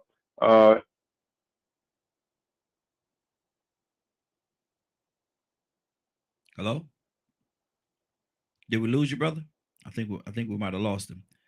Something's going on with his line there. I think we might have lost him there for a second. Rico, talk to me, brother. The other folks care about.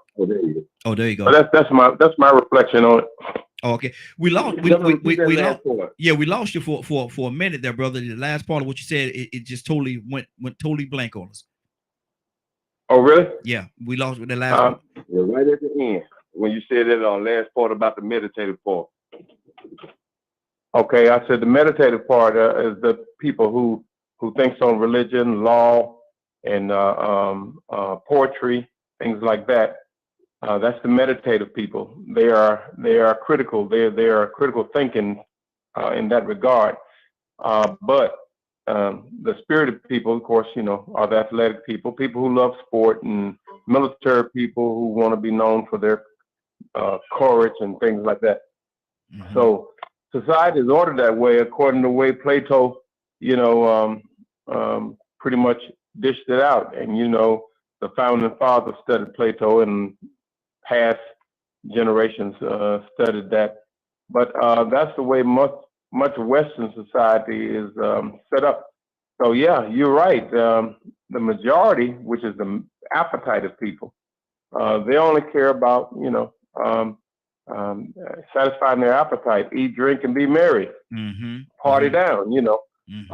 That's their concern. They don't care nothing about no politics and, you know, religion, and, you know, they go to see concerts and stuff, but they don't care about how the musician and the artist got in there and crafted up the sayings and everything.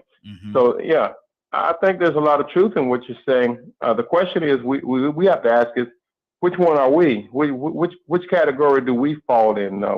What part of ourselves do we allow to dominate?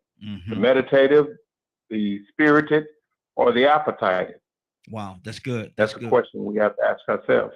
And Rico, if you had to address that question, how would you address it?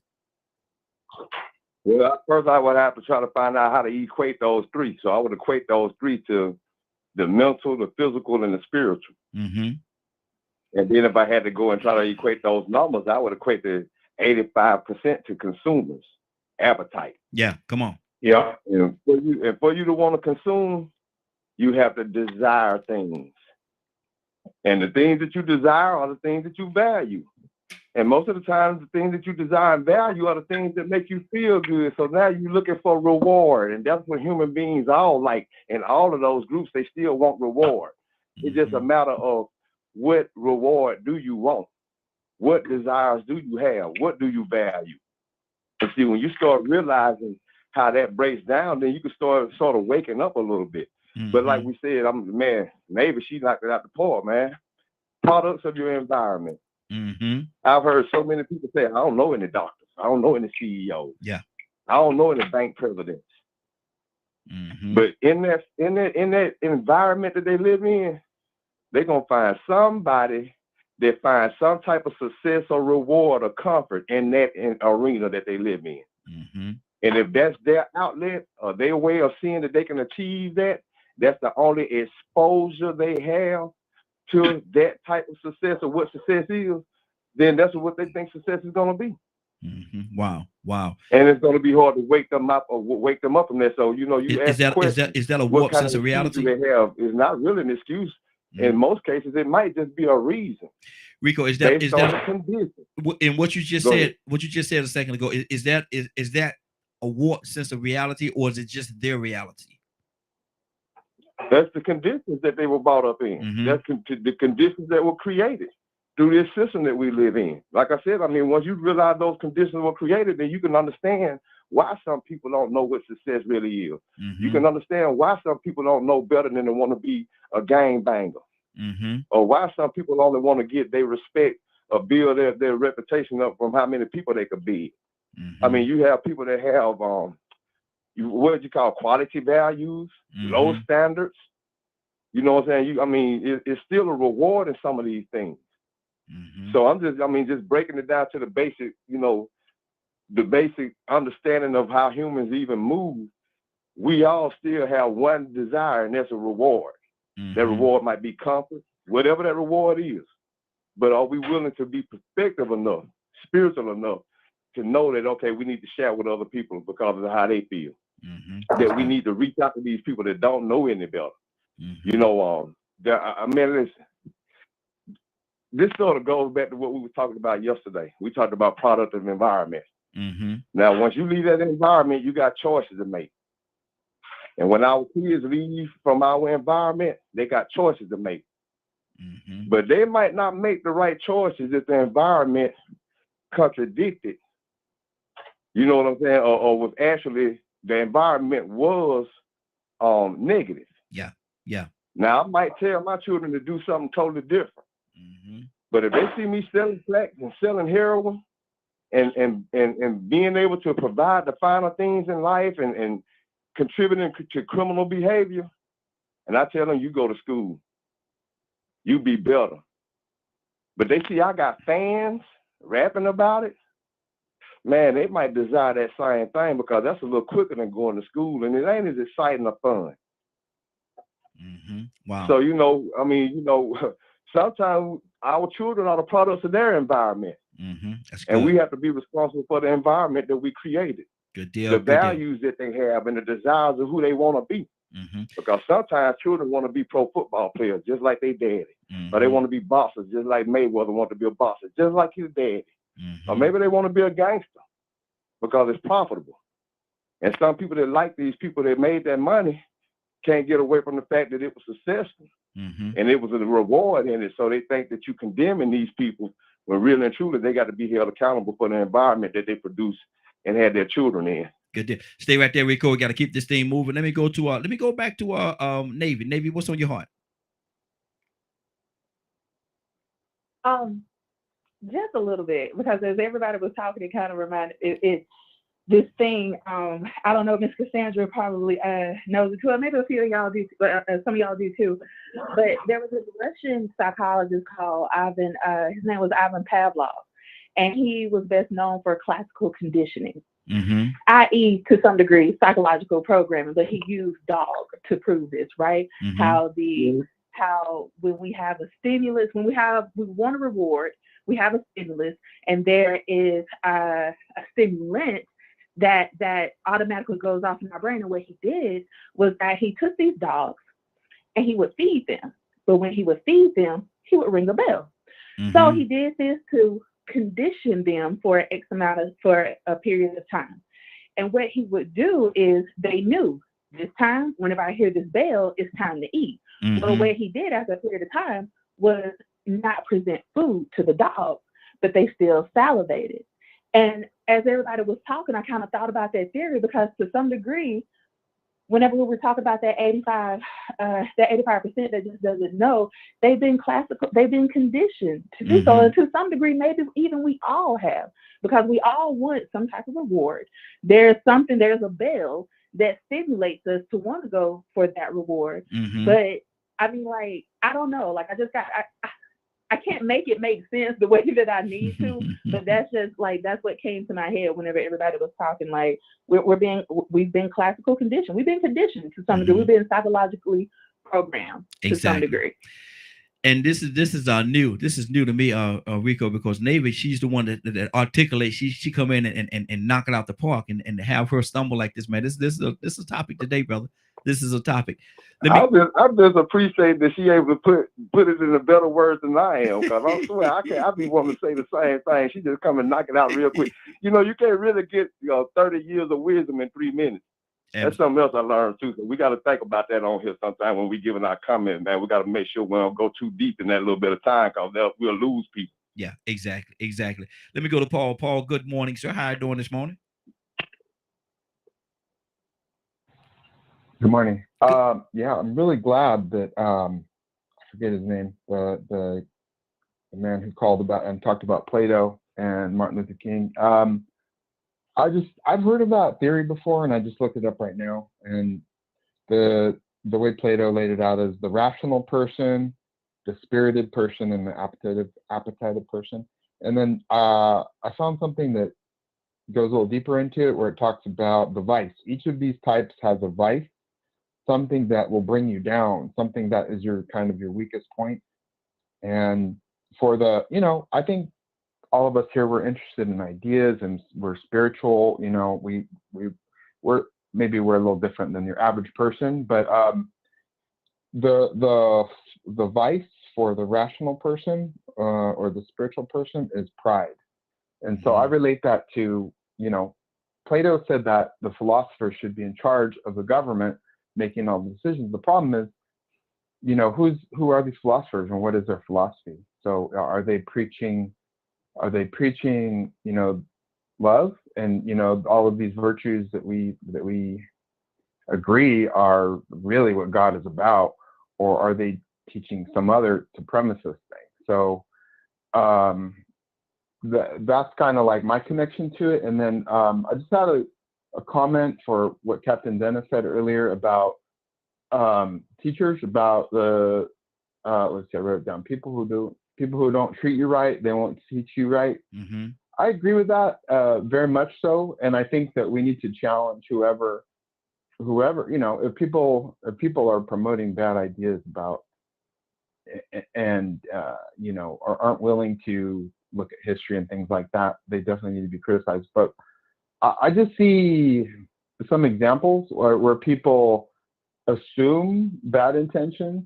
I'm not saying anyone here, but they'll say like, "Oh, you're assumed white supremacist" or something like that. I think that's really harmful when people are just assume that because somebody's their skin color that they have a bad intention. Mm-hmm.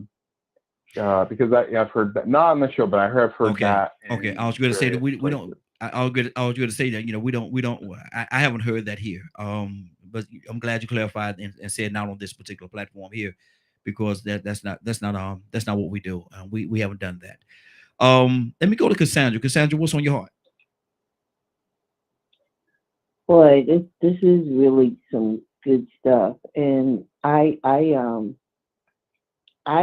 love when Navy brought up the dogs, because that to see it, I've actually seen videos of people using that method on even rats and stuff, and we can be conditioned, and I think that's something that Rico talks about a lot. Mm-hmm. Us being so conditioned by society, because if we are really real with ourselves, everybody, well, not everybody, most people on here are trying to achieve a certain financial placing, or you know what I'm saying? We can say we're not, but we're trying to get that dollar. We want to go. Why do we feel like that's so important? Because we've been conditioned. You understand what I'm saying? Mm-hmm. We've been conditioned to believe that if you got money, then you're successful. I've never believed that, and I just don't. I believe that success is when you're doing, for me, a success is when I'm doing what God has told me to do. Mm-hmm. Within that comes its reward.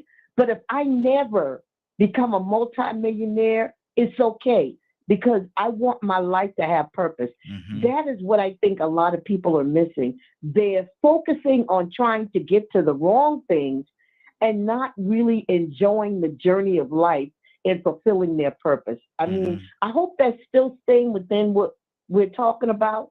But I think that, yeah, we're conditioned to go for the gold. You understand? No matter what, you just stay focused on going for the gold. It doesn't matter, nobody else, nothing else. Just go for the gold. I don't believe in that. Absolutely. Absolutely. 508-924-3521. 508-924-3521. Toya with a T, talk to me, sis. Yeah, I don't know what I missed. We're on the same topic. Yes. Oh, we ain't going away on this one. We're gonna stay to 10 o'clock on this one. All right. So yeah, no, that last comment, I just caught the last part, right? Some people, we was talking about Tyler Perry and how he changed on yesterday. And at first, his goal, you would take it differently. That his goal was he had to say Jesus on TV. And if he couldn't say Jesus, he wasn't going to go on that platform. He was doing it with a point to show the truth in Black communities and not really go along with what society was putting out as the representation of the Black man and Black woman. You know what I'm saying? But as he's been in the game over some time, it looks like things have changed. You understand what I'm saying? I'm not going to say that Tyler Perry himself has changed or his feelings, but I just think that his work, and he is not the same person he was before he got those millions. So I don't think that oftentimes when we go to be successful, I don't think we go to think about it like in an extent to where we're going outside of the realm of being the best provider of food, you know, the best houses, the best clothes, to being able to do what we want to do when we want to do.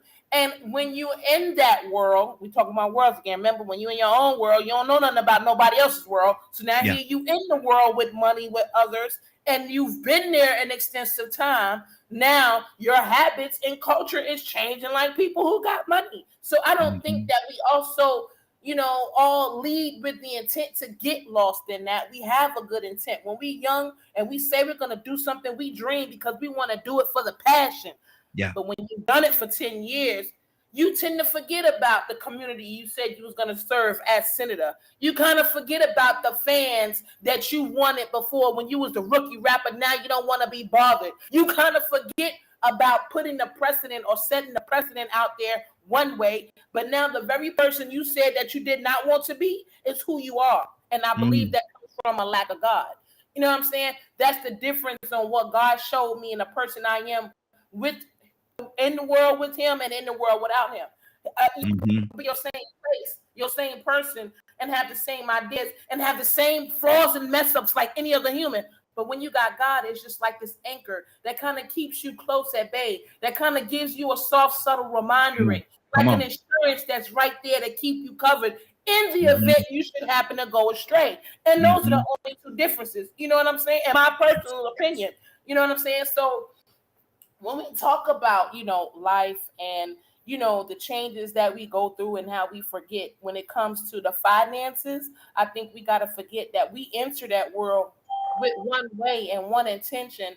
And just like a lot of us in our regular lives, we might have wanted to be things 20 years ago and life got us in a whole situation, and you cannot be, you know, that police you wanted to be when you was 9 just because, you know what I'm saying, life took you that way. And it's the same way when you make money, you know what I'm saying? So we got to really be, you know, just mindful on life and the ways and the curves it brings when we talk about other people's worlds and where they come from, you know what I'm saying, and why they haven't ventured out or stayed in a boat per se. Wow, that's good. That's good. Got to be mindful. Always be mindful and conscious of what a person are, who they are. Like Toussaint always say, meet them where they are. Let me go to Mr. Hicks. Mr. Hicks, good morning, young man. Again, good morning, young man. What's on your heart right now? Wow, listen. It's like being in classroom and the teacher's gonna ask a question. You're ducking down in your class on your desk because you said, "Don't call me, don't call me." I'm ducking down in the classroom. But brother, I have a whole lot of thoughts, but I can't formulate right now. So I'm just going to continue to listen. But Well, I knew it. Don't call. I said, don't call me, Raheem. Don't call.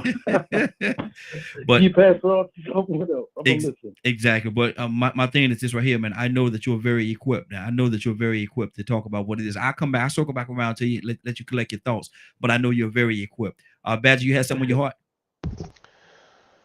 So, if I heard what I heard a moment ago, talking about money to provide, Mm-hmm. was that right? Yeah. Like we have to have it. I mean, I tell you what, if you don't have it, you're gonna hit that light switch and something ain't nothing gonna happen. Oh, so all that has to do with money and not the fact that people didn't want us to have the technology that would actually provide us all that stuff. Mm-hmm. I think the point that was making is you have in certain things in life, certain elements of life, you have to have money for in order to do it. You have to have money to get some food. You have to have money to make sure the lights are on, and you have to have money. Certain things in life you got to have money for. We're not saying we're trying to become prisoners of money, but at the same time, it is needed for some things. Oh, most people in this society are prisoners of money. Some are, or at least that 85% is. Mm-hmm. They're more focused on that or the other stuff. Mm-hmm. I swear, I think most of them would sell their own child for money if they could. Mm-hmm. Okay.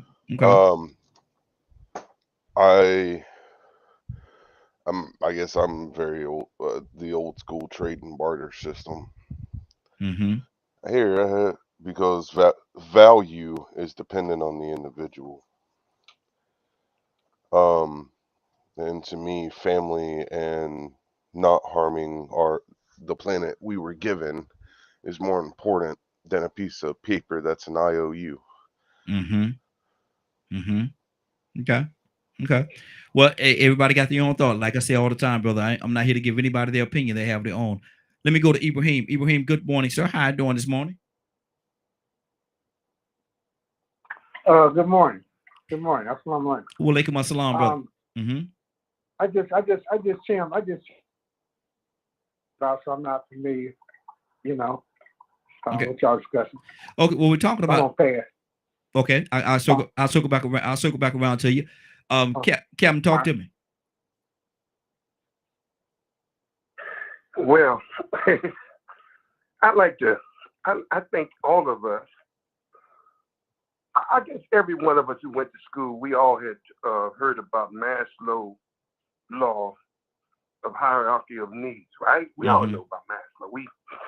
If you have been involved in any kind of organization or trying to get to the root of human nature, you can't talk about this and not bring up Maslow's law. Now, whether we accept his theory or whether we accept it, but look what Maslow says in the hierarchy of needs.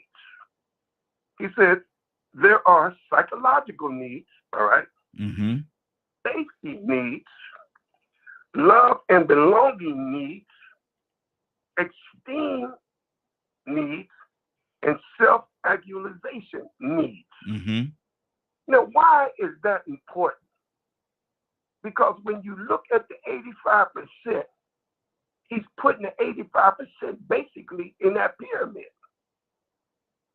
Everybody has these needs. They're very important to the least educated of the people. We ain't talking about this 85% in America, but 85% of the people on the planet is ignorant. 85% of the people. So you can put it to America and you can put it to the world. Only 5% of the people who's really trying to live right, 5% of the people are practicing. But the Honorable Elijah Muhammad said for two dangerous people: the man who is the messenger of God and the rich man that gives his wealth to the poor.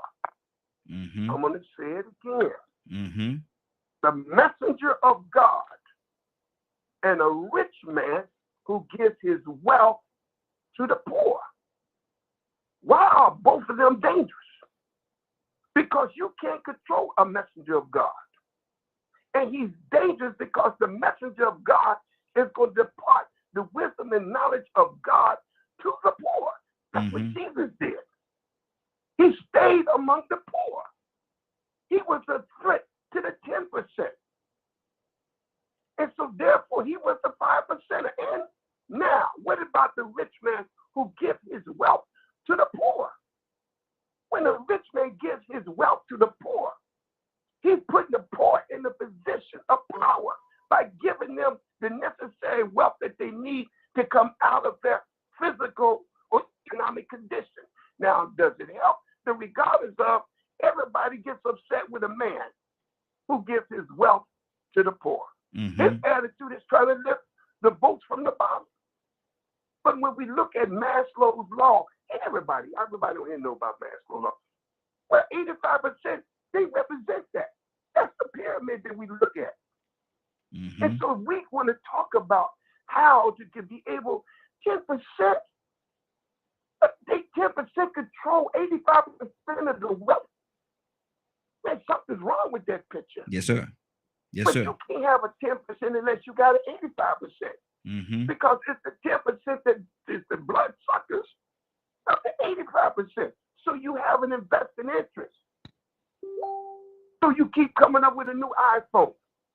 Mhm. I heard that people on the news, they got a new iPhone coming out. And the person says, majority of the people, 85%, over 1 billion people that has the iPhone, they don't need no changes. They don't know how to use all of the updates that they got on the iPhone. But there are those, the 10%, who want to always be ahead of the 85%. So they got to get that brand new iPhone. Mhm. Not that the other one ain't working, but it appeals to, as I heard somebody, the greed. So Mhm. when we take a look at the condition of the world, how many of the 5%, which is on this line, how many of us who say we believe in God, how many of us willing to suffer, ridicule, Mhm. hatred, dislike, jealousy, and envy to be able to go after the 85%? So when you begin to start speaking to the evil, you become an enemy. You become an enemy to the 10%. Yeah. He's waking up. They see Malcolm that way. Mhm. They see Martin that way. They waking up to 85%. Man, if they wake up to 85%, then people who have been controlled by our economic influence are now talking about separation. They're talking about controlling their own dollar. Oh my God, that's the end of my economic world. Mhm. Oh Mhm. yes.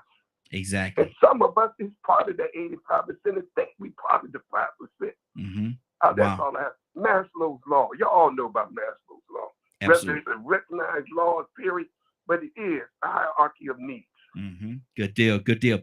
508-924-3521. The phone number to call in, be a part of this conversation. We'd love to have you. 508-924-3521.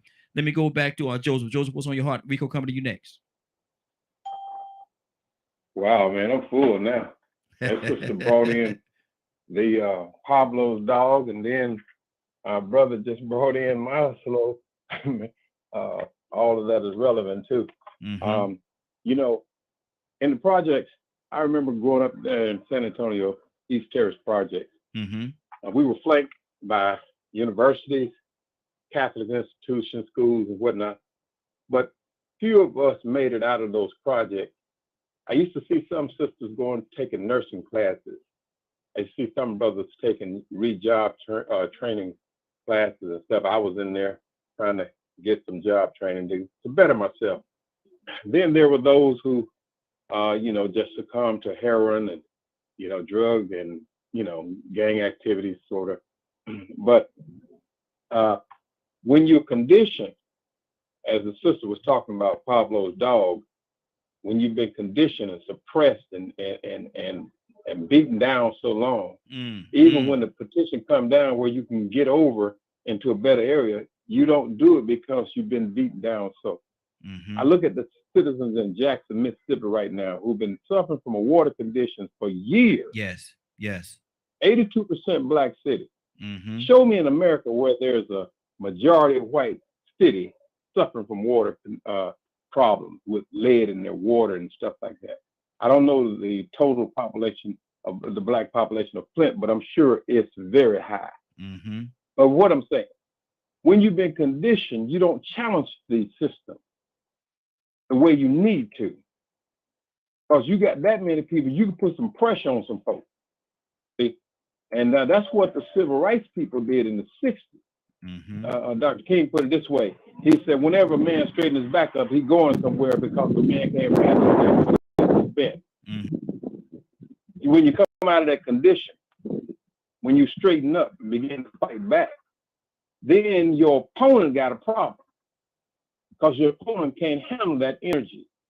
And then when you wake up and really see what's going on, as that conditioning, Pavlov's conditioning situation suggests, then you can make changes for your life that will improve conditions for you and those, your family. Mm-hmm. But anyway, good conversation this morning. I'm enjoying every bit of it. Absolutely. Likewise. And to answer your question, brother, the internet says that Flint is on 54% black, 54%. I knew it was a very high number. Yeah. The internet says, that could be off a little bit because sometimes, we don't do the census like we're supposed to, but it's saying 54%. Rico, what's on your heart, brother? Right. Man, another word for being conditioned is being under a spell. Mm-hmm. But some people, they get they get thrown off a little bit when you start talking about spells and witchcraft, but it all plays a part together. So therefore, that's why I say when you said that earlier, what kind of excuse can they use? Sometimes you can't, it ain't an excuse, it's a reason. They under a spell. They've been conditioned. We've been conditioned. I love what Captain D said. Some of us that think we 5%, 85%, because there's still a few things in that 85% that we don't want to let go. Mm-hmm. Wow. And that makes us inconsistent. Exactly. So it's hard. It's really hard to wake up from that, And so Cassandra said something key. We depend on this money, and the key word in that is dependent. See, you will be a part of that 85% once they make you dependent. Not only in the dog studies, but the rat studies. Man, they don't have plenty of studies on different species to show once you control, manipulate, and issue resources, you can dictate the behavior of that community. That means you have created and dictated the conditions. So people that control resources and have power, that's what they did. Mm-hmm. So now we say, well, do we really need money to survive? Yeah. And I'm going to tell you why. It ain't just about the 85% that love to consume and love to spend money just finding peace and reward and having fun, but it's also about those people that need cancer treatment, health care that they can't afford because gas, because they found a reason to come up with this thing called inflation. See, we bought into this money system, so now they done manipulated us with it. Now we are dependent on certain health care. We're dependent. Look, if you want to be a farmer, you might not get no seeds to start another crop. Mm-hmm. They even control that now. So once you get dependent on people that control resources and how you get rewards, and then they can control whether or not you are exposed to it or they can train you. Okay, let's go back a little bit. I've seen in communities where they had all black schools that end in training schools. I grew up across the street from a school that my dad graduated from. It was called Calhoun County Training School. And it was a great institution of education. But they only trained, keyword again, those people that went to that school to do certain things in society. Same thing with Talladega College. Talladega College was actually built to train people to work in the industry, not to produce the industry or to create the industry, but how to make the industry of the system work. And they condition them. They call it education. So, these conditions that have been created, man, we are in a situation now where we are dependent on medicine, on hospitals. We are dependent on government assistance for different things, and our survival depends on it. So, yeah, we do need money to survive. We might not need money to buy the things we want, but it's a lot of things we need that if you ain't got money, somebody gonna die. Absolutely. Gonna keep this thing going. 508-924-3521, 508-924-3521. I want to thank everybody that's joining us. We got a whole lot of people watching, this broadcast today. So I guess a lot of people are actually sharing it. I definitely appreciate you all sharing it. Continue to share it. We got a little less than an hour. We got 50 more minutes before we get out of here. So continue to share the broadcast. Continue to share the broadcast. I think people need to hear what we're talking about today. Right now, let me go to Willa. Willa, good morning. How you doing this morning? Good morning, Ryan. Good morning, Morning Glow. Good morning. Good morning. Good morning, sis. We're talking about 85% of people ignorant, and I don't know if lack of a better term, I'm just gonna say ignorant. There's a 10% of the people that knows what the truth is, but they're concealing it for their own benefit, for whatever that benefit is. And there's 5% of people that actually want to educate the 85% to wake them up and get them in a place where they could really go out there and better themselves. Do you agree with that? Do you agree with there's 85% of people out here that's living in this world that we're living in that's just totally ignorant to the realities of what's going on?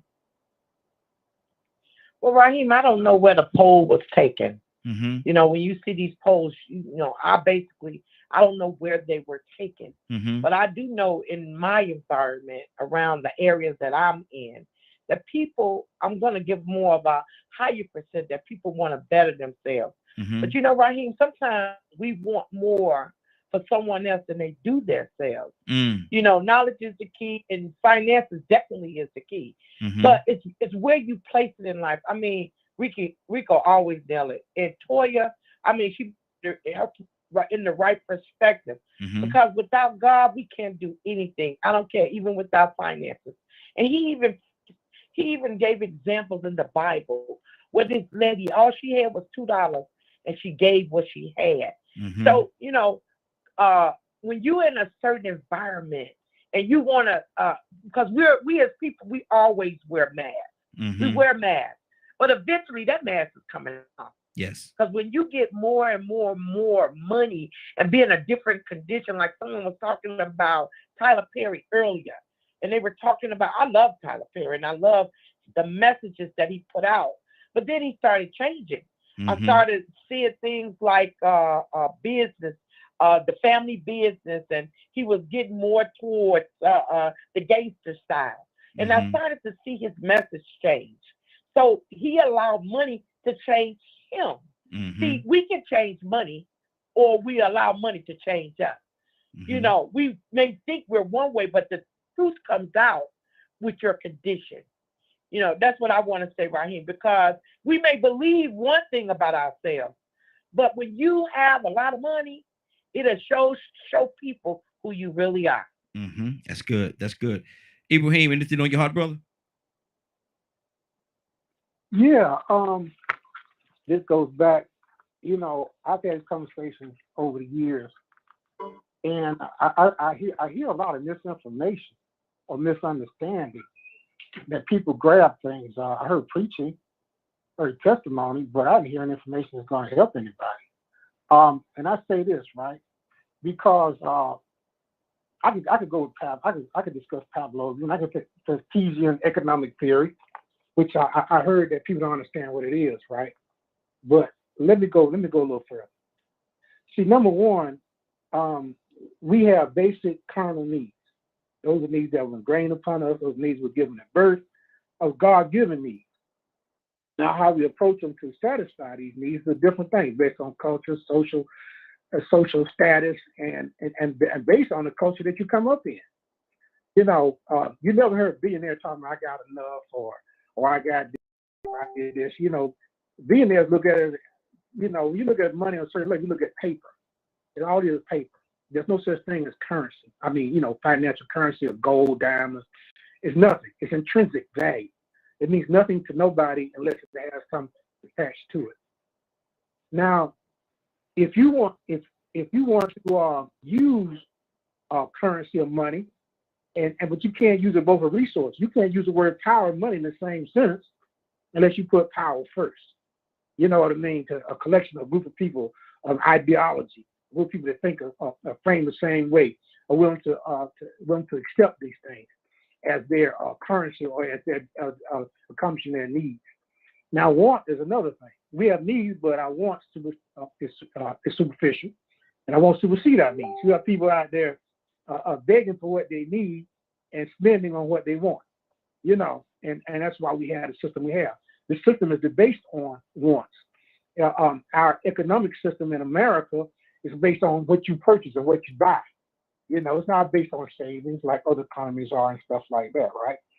So if I try to invoke Pavlovian theory, it's behavior modification. He talked about positive reinforcement and negative reinforcement, and how you can go to a certain extent where a person will die trying to achieve something that he or she thinks he wants or needs by going through a certain method of mode to achieve these things, right?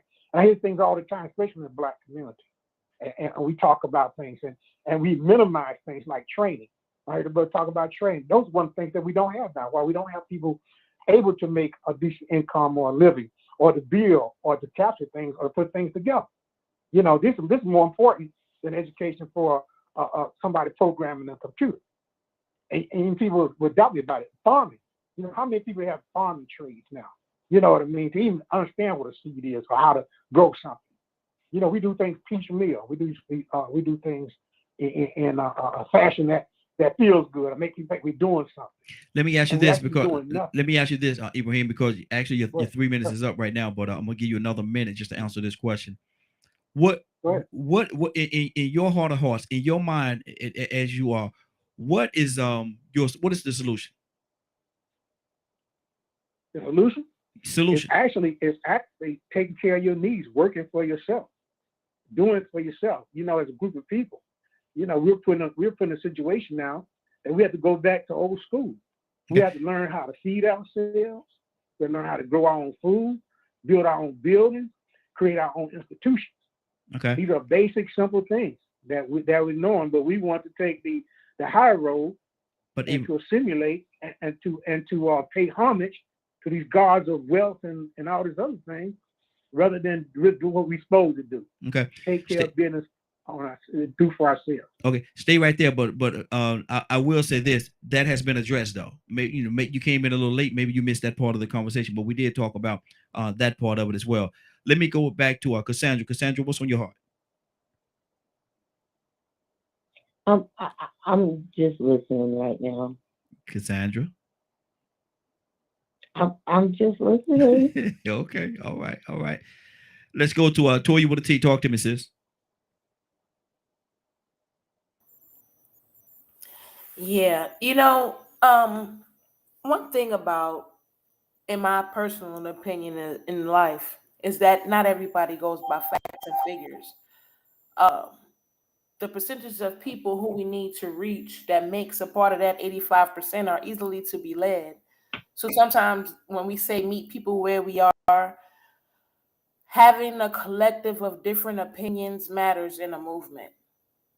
And in order to get people to understand what we are saying, they have to be able to identify and empathize with what we're saying. And not all of it is facts. You know what I'm saying? And I think that sometimes, when we say certain things on the show, like, we're not coming up with any solutions. I think that the very comments of us discussing this is something that are helping people to open people's eyes, to help the people who, you're not average people, to be able to listen. And sometimes when we come with facts and figures, it doesn't always attract people. You know what I'm saying? I think that when you guys, that's not coming up with anything. You know what I'm saying? It's kind of like a position of power, as if maybe we, just trying to downplay, other people's thoughts, not actually challenging to help them see, but it's this kind of, downplaying people's thoughts. And again, I just think that we should be mindful. You know what I'm saying? When we have conversations with each other and we have our own different opinions on trying to kind of knock somebody's opinions, because I think we got the tendency to do that sometimes. You know what I'm saying? And I just think we really have to be mindful of that. I just wanted to throw that out there. You know what I'm saying? It's because I feel like sometimes some people might not want to say something because nobody wants to have or walk away feeling like, their opinion didn't matter. You know what I'm Mhm, saying? And some mhm. people might not have a highly intelligent opinion in your opinion, but it doesn't mean that it didn't have value to it. You know what I'm saying? So, Exactly, you know, exactly. I just think we got to be mindful of each other when we, you know, speak our opinions on knocking everybody else's opinion because it's not like yours. And I just wanted to throw that out there. Good deal, good deal. Mr. Hicks, you have anything on your heart right now? Yes, sir. That sister right there spoke my heart. You Mhm. know, it talks about creating an atmosphere where you're able to speak freely. I believe that nobody knows everything. The more I learn about anything, the more I find out I don't know. I think that the whole idea of communication and coming together is that everybody knows something. Everybody's good at something. And when all the little pieces come together and there's acceptance of the difference that we have and the difference of our perception, and it's accepted and not so much trying to get it in line to what you think it should be, Mhm. but what that person is expressing is coming from the creator that's deposited in him, and maybe what you need to know. You know, it's sometimes I was thinking about when I was little, come down south, and I would see these people, country people that didn't speak good language, and they seemed to be so ignorant in so many kind of ways, and they had so much knowledge about that particular thing that they were good at, Yeah, whether it was yeah. raising hogs or Mhm, doing field work or fixing things. mhm. But everybody's got something. Everybody brings a piece of that. That's why no one man got it all. No one man knows it all. I Mhm. don't accept that. Exactly, We're all exactly. finite. Absolutely, absolutely. Cap, what's on your heart? Man, I'm glad you got back. Let me say this. You know, the innuendos that Brother Ibrahim throw out, I ain't going to sit there do no way. I'm calling your name. And you do a whole lot of intellectual masturbation. You jack off at the mouth while Mm, you ain't producing nothing yourself. You wow. come on here as if you know everything, and you offend everybody on this line. The brother asked you something, and you couldn't give this. You gave the same answer about what the solution that we all been given. Sometimes, brother, when you open up your mouth, you put your brains on display. I'm tired every time we go to you, you come up with this negativity. Like you some intellectual, wise scholar. Man, you could take everything you know and put on a pen here. I just had to say that. I'm tired. Mm, I keep hearing you, brother, right here trying to get us through the path, and he keep coming back. I see why you keep his phone on mute. And if you ain't got nothing positive to say, don't say nothing at all. Period. wow, wow. Joseph, what's on your heart, brother? I think the agitator did a good job because he fired our brother up and he just poured out some knowledge. So I don't know. Maybe it's good to have a brother that makes you a little ticked off, or that makes your brain stirs, and that's good. That's a good thing. I think and the other caller said we don't all have the knowledge. We don't all know it all. We can learn from each other. I think that's the way God made it. He fixed it all so we can learn from each other. He didn't give us all the same talents and gifts and whatnot, or inclination, should I say, to do certain things. I like what the brother said about people down in the country. Maybe they don't speak the King's English, but boy, there's some geniuses down here in the South, you see. And in fact, the brothers who gave us the blues and many other forms of good music came up from the South and went up north. And so, so we onto something here. And I like how the other brother expanded on Plato's theory. He said all of these categories have vices, because you can be a meditative person, but if you're not careful, you become arrogant, and then you're no good, nobody, but yourself. So this is a good talk this morning, and we're learning from each other. I'm so grateful, man, for your platform, and I'm so grateful for all of the ones calling in and voicing and saying, because I don't know if everybody know, but you put together a beautiful puzzle. I'm getting wisdom just listening, I think the scripture says this way: we all have knowledge, but knowledge puffs us up or makes you arrogant.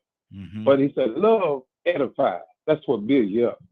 So if we love one another and continue to share one another, we build each other up. Just had to say that. Absolutely, absolutely. Rico, what's on your heart, brother? Yeah, every now and then you need a little bit of that, you know what I'm saying? You know, I felt where everybody was coming from, but my response was different because I was like, oh, here you go again. He tries again. But you know, at the same time, I had to say, well, you know what? Maybe he came in late and he didn't hear us say all that he just said. Yeah, and You know, that's what I said though. Sometimes delivery is everything, and intention is everything.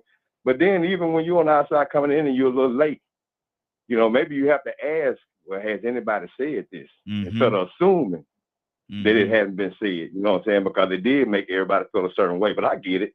I understand. You know what I'm saying? The thing is what he said was true because we all said it already.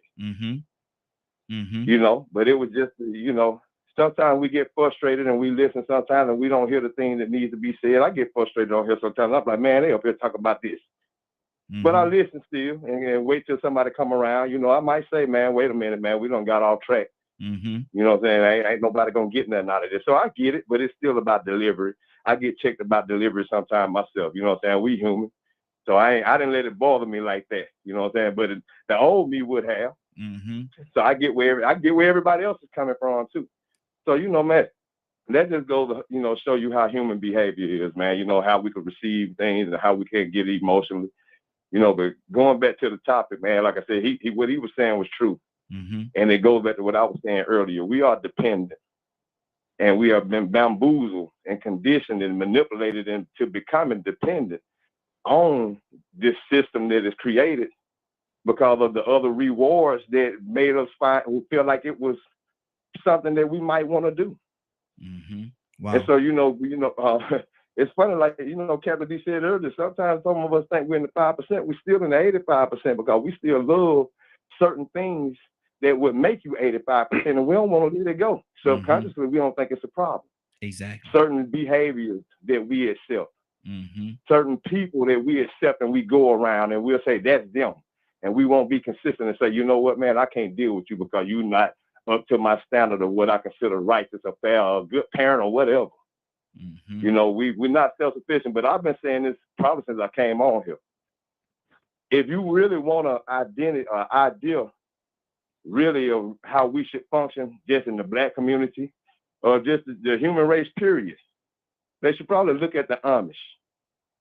If they don't want to look at the Jews and anybody else, look at the Amish because the Amish aren't greedy. You know what I'm saying? I wouldn't say look at the Jews and how they function because they are more about having resources and the advantage in capitalism. And we also, too, have to look at the word capitalism and how much of it do we love.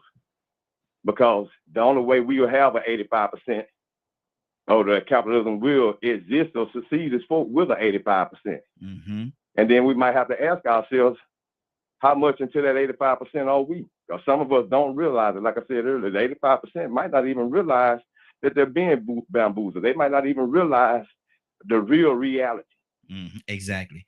508. Let me get a number one more time. 508-924-3521. 508-924-3521. Somebody wanted to say something? Yeah, that's me, Ibrahim. Okay, go ahead, brother. You know, I don't go with the impression that I don't know everything, but I may know more. I know you know things that I don't know, and I may know things that you don't know. Now, because your ignorance or willful ignorance, because you assume that I know everything. That's Abraham.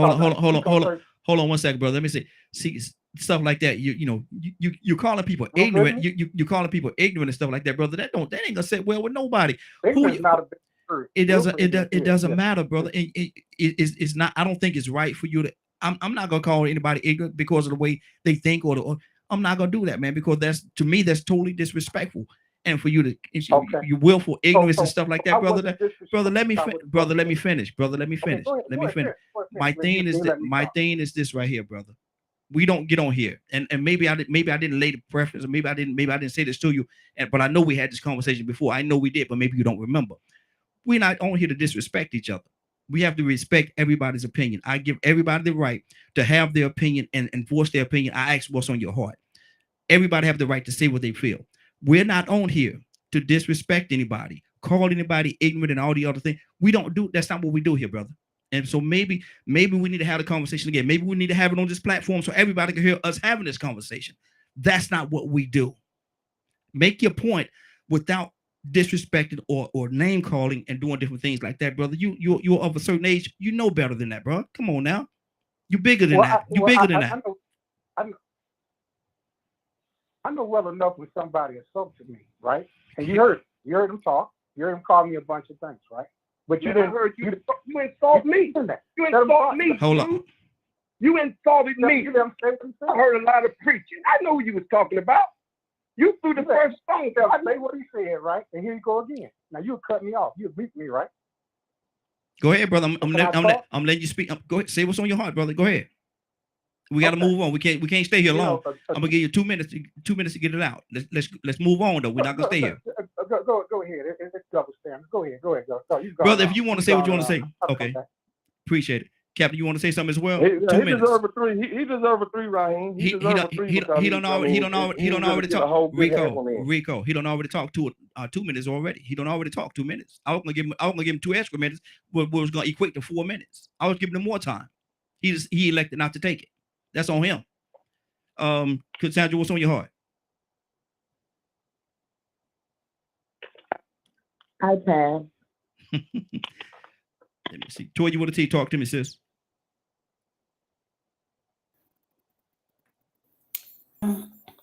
So it's right here, right? This is this is a distraction, right? The things that we still have to discuss as adults, right? Because sometimes, we keep acting that way because we're not checked on it.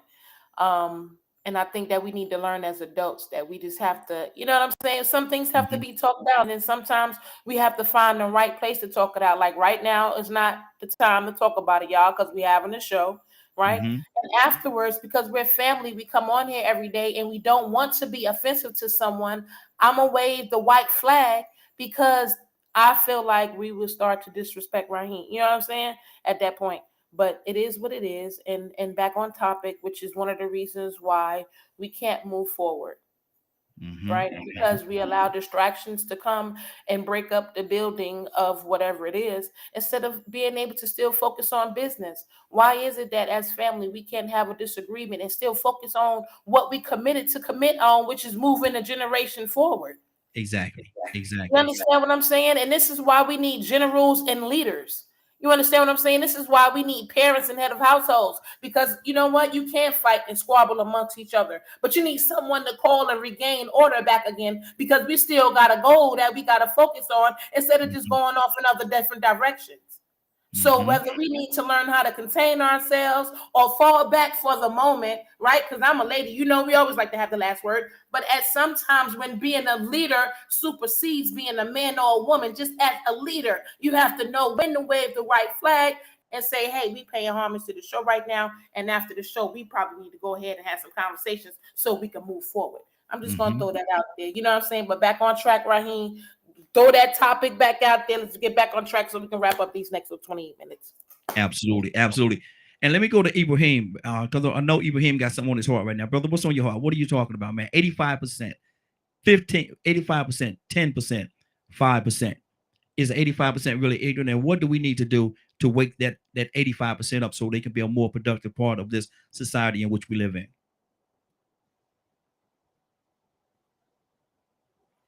Mr. Hicks?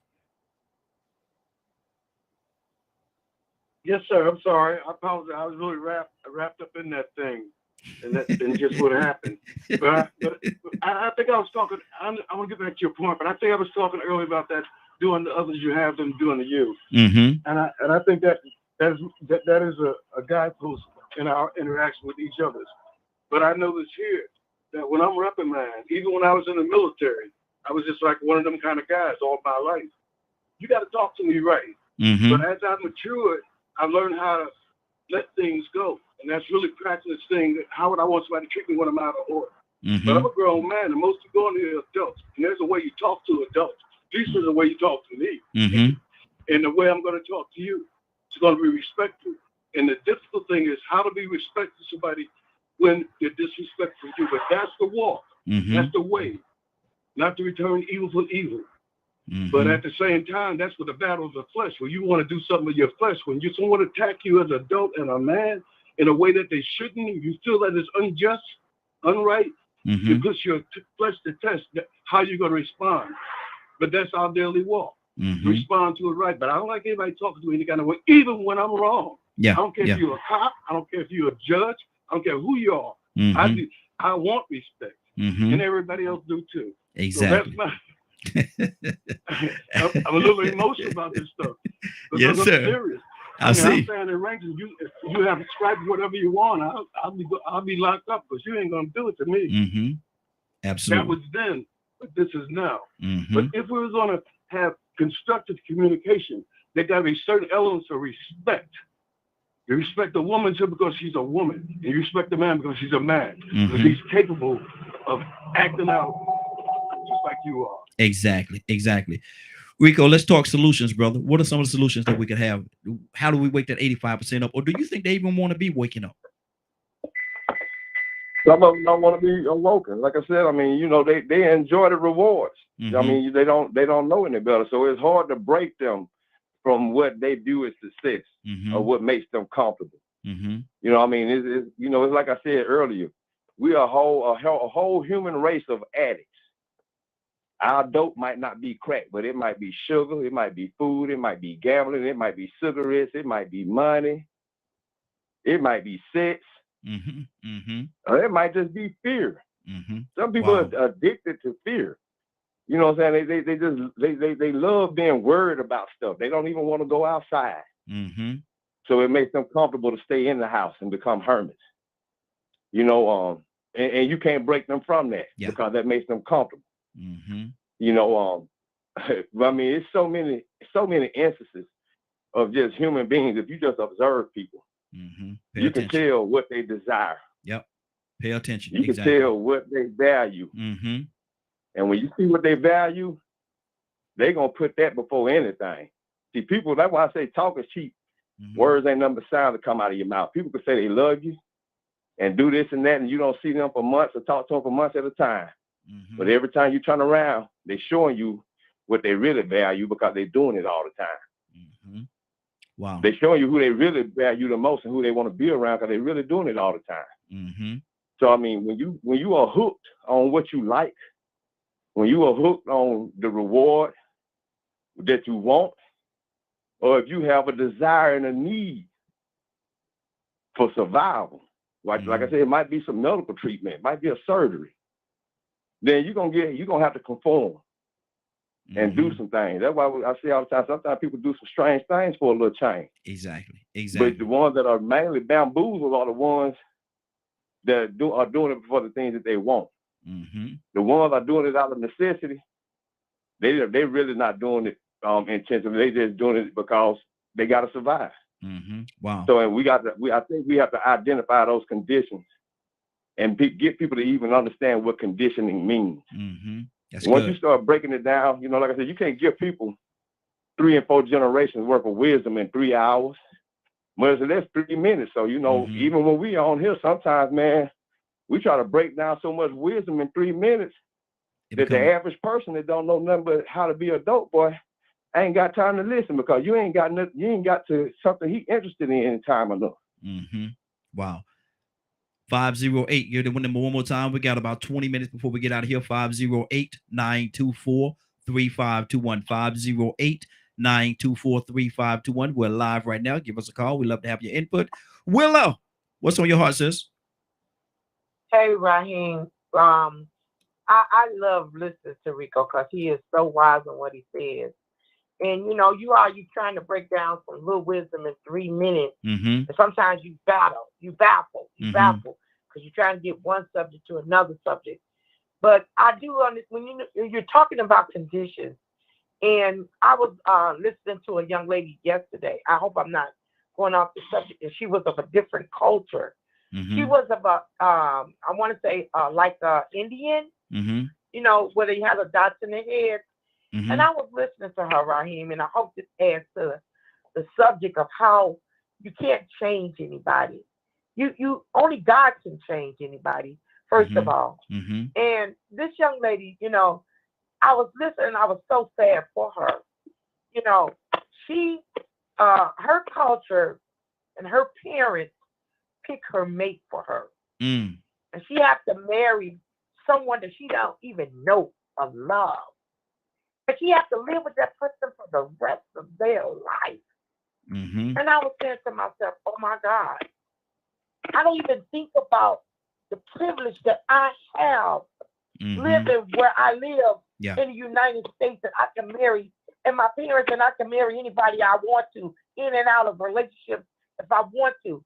And here people are living in a culture where your parents pick your mate and you got to live with them for the rest of your life.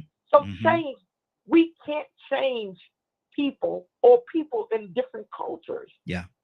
Life is what it is. And without God, that's just what I believe, Raheem.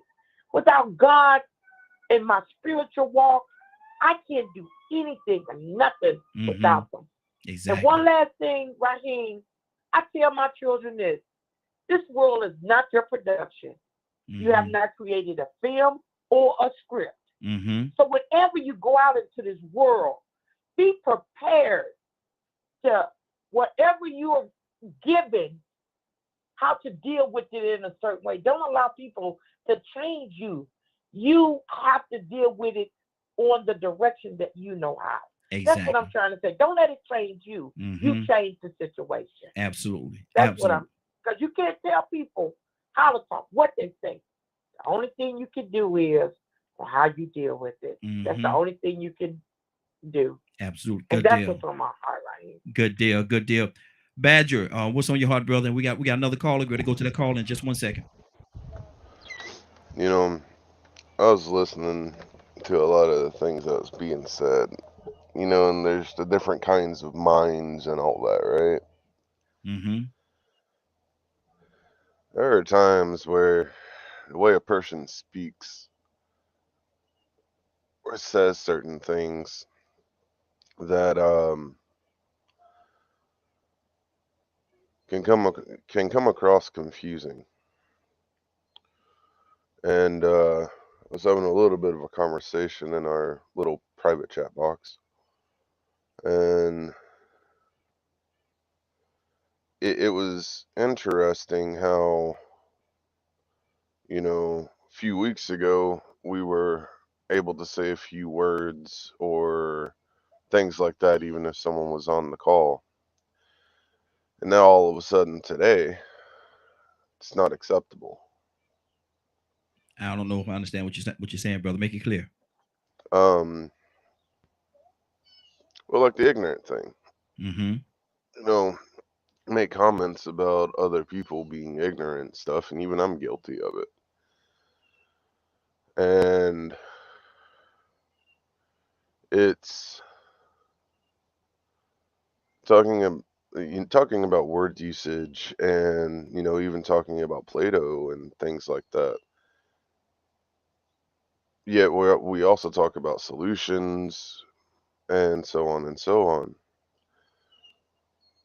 But here we are on a show where we have different people of different experiences, different types of knowledge, different types of perceptions,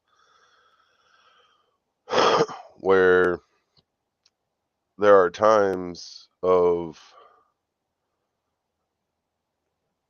where there is a bias or a certain comments made to others on the show to either negate or a misunderstanding or things of that nature. And we're also supposed to represent how we can get along. And I hope that people that are listening and stuff realize that, yes, there are times where some of us don't get along, and there's, because there's a difference of an opinion or there was a misunderstanding because of how someone talks. Yet, some of us are actually open-minded enough to be able to work through it. and even sometimes come to a agree to disagree, because the other people also have value in what Okay. they know. Okay. That's good. That's good. But my thing is this right here. And all that is fine. And that's good. But my thing is we're not, and I stand on this. I'm gonna stand on this to the last time we do any broadcast. Ain't nobody gonna come on and disrespect anybody. We're not gonna call each other out ignorant and all kind of names like that. That's not what we're gonna do. And when it get to the point where we start doing stuff like that, that's why I'm gonna have to stand up and say, look here, that's not acceptable here. That's not gonna happen. And that's just what it is. It's not gonna happen here. Regardless of who it is, it's not gonna happen. That's just my stance on that, brother. That's how I feel about it, and I stand on that. We got another young lady. I told y'all yesterday this young lady, she said she's running for office, and she's actually on board with us this morning.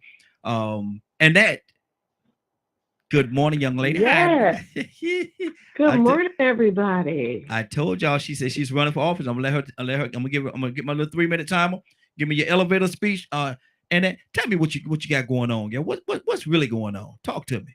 Wow. You know what? Well, I'm really basking in really the conversation of, I wrote a book a long time ago called Desiderata, and it talks about even the dull, and this is what it says in this book, even the dull and ignorant have something to say. And I just applaud everybody for what they're doing. And we have to read between the lines. I want us to read between the lines when people talk. And you know what Grandma used to say? Take what's good. So I'm just telling everybody, take what's good. Take what's good out of the conversation. Let's move. But I am a candidate for U.S. Senate in Georgia as write-in candidate. Okay. And the interesting part about that is, when I looked at the United States Senate, I don't know if you guys are aware. How many women do you guys believe are in the U.S. Senate? Just a question to throw out. Just guess. Guess. 10. I'm just throwing a number out there. Okay, more than that. More than that. Just guess. 32. Okay, less than that. Okay, 12. No, you said less than 20. There are 24 women in the United States Senate, and I'll have to tell you, none of them are African American. Did you know that? No. Okay.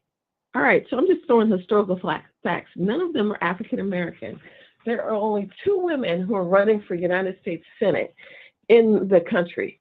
Val Dennings is running against Marco Rubio out of Florida, and Annette Davis Jackson in Georgia as a candidate for U.S. Senate as a write-in. So I just wanted to give you that. You know what? Convincing somebody to vote for you, I would say really, all of us have to do our research and find out, wait, I got a U.S. Senator, I got somebody running for U.S. Senate. Why are they running? What's the purpose? I'm a Spelman College graduate. And you know what I said? Wow, had we ever thought that a Spelman College graduate could also be at one of the top positions in the state of Georgia? But because she's an English major for Spelman College, that she might also be the Speaker of Congress. Had anybody ever thought about that? Had anybody ever thought that we might need some new, fresh blood in the United States Congress? Number one, to stop what is considered activity where we do disrespect each other. Somebody has to begin to do that. And I hope that, I'm that woman to begin to do that. Now you have to write my name in. And I said, you know what? Wouldn't it be good if instead of voting, people just, instead of clicking an X, that they did one standard, that they had one standard. We had standards in schools when we got in trouble, but this is good trouble, like John Lewis said. Wouldn't it be good if we just had one standard and we wrote Annette Davis Jackson's name in the box, because it became a we the people concept, and that you didn't tell us, from, radio ads or TV ads or everybody going against each other, that we had to put the X, but we had to do one standard. And that standard bearer was Annette Davis Jackson, to put a new era of leadership, because we're going into a new era. And that's all I'll say. Good deal. Good deal. Cassandra, what's on your heart? I love the fact that she's a write-in, and a lot of people aren't aware that there is such a small amount Black women or women in our Congress and our Senate. So I definitely, I'm in Georgia, so I can vote for you. So I'll do it right, and I'm going to research you now. I'm going to tell you. But thank you so much for coming on and sharing with us. Absolutely, absolutely. But you know what? Thank you. And I'll tell you, we have to just really follow the money. Do you know that there's so much going on with the feds, okay, which is a private industry? There's so much going on with us needing to acquire gold. There's so much going on with us elevating our dollar where other nationalities won't try to devalue our dollar. I want people to know there's so much going on that rather than us fighting against each other over emotional issues, no, people are making moves financially, and we need to understand that the systems of finance. Good deal. Good deal. Let's keep this thing going. Let me go to say it again. Somebody wanted to say something? Yes. Yeah. She asked a question about I guess the relevancy of her candidacy as a woman. But the reality is, if the Republicans are trying to fill off 10% of the black vote or the independents, it could throw the election into the MAGA camp. And we just came down that road for 4 years. We know what's down that road. So I'm going to be very careful with my vote. I don't want to lose our margin that we have in the Senate and the House right now. That's my point. Good deal. Rico? Yeah, man. I'm glad that you are having the courage to do it. Congratulations. More power to you. Good luck. I'm going to do my research, and I hope you have some in your background to show that you are about your word, that you are consistent, and that you are trusted to be able to get in that position, even though I can't vote in Georgia. You know, I think that would be something important that people would need to know, your track record on your word. Good deal. Good deal. Captain, and what you stand for. I'm sorry. Go ahead, Rico. Finish your thought, brother. And what you stand for. Good deal. Cap? Let me say this, and I wish our sister great success in her endeavor. I want to apologize to the Morning Globe. Please forgive me, family. I'm absolutely, that's not Captain D. Y'all know that. I want to apologize to my brother Ibrahim.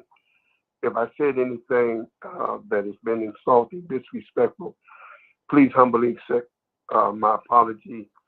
I did take what you said a little bit as an insult, but I'm a little bigger than that, and we don't want to become distracted. Sometimes people call it emotional outburst and all. Sometimes it is that, but I'm absolutely sorry. Please, yes, from sir. the bottom of my heart, Morning Glow, and you, Raheem, yes, sir. taking and allowing my feelings and expressing in a way that insulted my brother that he felt it was an insult. So please, on everybody, accept my apology, and I humbly, but most certainly try to keep sometimes the things that I feel about everybody. I just don't want to be the kind of person that throw innuendos on anyone. I try to always see the best in everybody on this line, and I think y'all some very brilliant men and women. I sincerely say that. We will find sometimes moments of disagreement, but please, let us disagree but not become disagreeable. Absolutely. Forgive me, y'all, for my apology. That's all I got to say, Brother Ryan. Absolutely. And it is accepted, brother. Definitely accepted. Let me go to Toya with a T. What's on your heart, sis? Yeah, no, absolutely. That was big. That was big. Yeah. I want to apologize. Totally get that, again. And I guess I apologize too. But again, I think, we sometimes just have to be mindful. That's just all I'm gonna say. You know what I'm saying? When we, speak out and we know that we are dealing with a large variety of people and audiences, I just think we need to be mindful to not just make it seem like, it's all about us and nobody else, matters. Nobody's opinion is that small. You know what I'm saying? Certain things that other people laugh at, like I you know what I'm saying? I'm not gonna laugh at. And sometimes I feel like that when we say certain things, you know, like, but that doesn't come up with any solution. You know what I'm saying? Mm-hmm. Like, because there's still before you can get to the solutions phase, there's a discussion in the planning phase. Mm-hmm. In that discussion and planning phase, you're getting feedback from everyone in the community, not just from the group of people that sit before you. You understand what I'm saying? So for me, whether you're running for office or whatever, I think that when you're a leader, you know, you should just be mindful of trying to, you know, downplay, you know, Mm-hmm. anyone else's opinion. You know what I'm saying? I think for one, if you want to be respected, you know what I'm saying? And then for two, it's not about you. It's all of us that makes the morning glow. You know what I'm saying? It's all of Exactly. the different, you know, feedbacks that makes the morning glow. And that's your show. You know what I'm saying? So, you know, my thing is, I just think that we should be mindful, you know, and sometimes, you know, I don't think you have to call a name, you know, but if we do, that's fine too, because you can't tell nobody, you know what I'm saying, how to respond, you know what I'm saying? But it is what it is at the end of the day, and I just like to acknowledge the fact that when we notice we're wrong, we gotta talk about it, pick it up, and keep moving. But I gotta throw this out there before we go. Lead poisoning. Somebody threw that out there earlier, right? Lead poisoning. Listen to Yes. Jackson. I hope we get with her before, but I gotta throw this out there because this is what I wanted to say before it started. That's big, right? And when you look at what lead poisoning does, which is in most of the water, it causes cardiovascular issues, issues with the mind, and those are some of those top things that are high in Black communities. Just throw that out there. Water, you know what I'm saying? Mental health, all that goes hand in hand. So I think that we should throw that out there too. When we think about the 85%, I'm just throwing that out there. You know what I'm saying? Yeah. If they're not eating properly, if they're being induced by things that can be a part of the spell, that's how you can become 85% of the population until you start to take things like maybe a fasting, you know what I'm saying? Maybe a breaking away from the smoking or the drinking, or, you know what I'm saying? That's how you become to get free and clear of some of these things. But it's a part of life, man. And you're right. Some people don't want to be woken. Some of us don't want to even go on after we have the fallout. But even after the fallout, the goal is to still focus on what the job is at hand. And the goal is to move our generations forward. So despite whatever we just went through, we finna pick this back up and get back on track and acknowledge the fact that there are things that help influence and how we got to come up with solutions to break away from it together. Absolutely. Still. Absolutely. Good deal. Good deal. Badger, what's on your heart, brother? I mean, in a way, kind of what Toya was saying. Learning not to negate other people's experiences, and sometimes having an open enough mind to understand where a person's coming from or why they're speaking the way that they're speaking. Because sometimes we can take people wrong, and it wasn't their intention. They're speaking on their experience and the vocabulary that they know. I mean, I run into that issue every day, all the time. And a lot of us are very educated or have experienced things in life that led us to walk a very spiritual path of understanding to some degree. And within that, we're human beings. We all make mistakes. Some of us talk very different. Some of us aren't able to relate emotionally. Some of us aren't able to control our tones. Some of us don't know how to properly say something where it doesn't get taken wrong. And it's learning to have that open-mindedness. Good deal. And understanding that, yes, we're different. Cool. Sometimes the message is more important than the way it's delivered. And I can agree with that. I can agree with all that. But like I say, I think it takes away from the message, the quote unquote, the message, when you get to a point where you start name calling. I think that takes it to a totally different level. And I think that's what I was speaking about, the disrespect and stuff like that, that we're not going to do. That's the part I was talking about. We can't do that.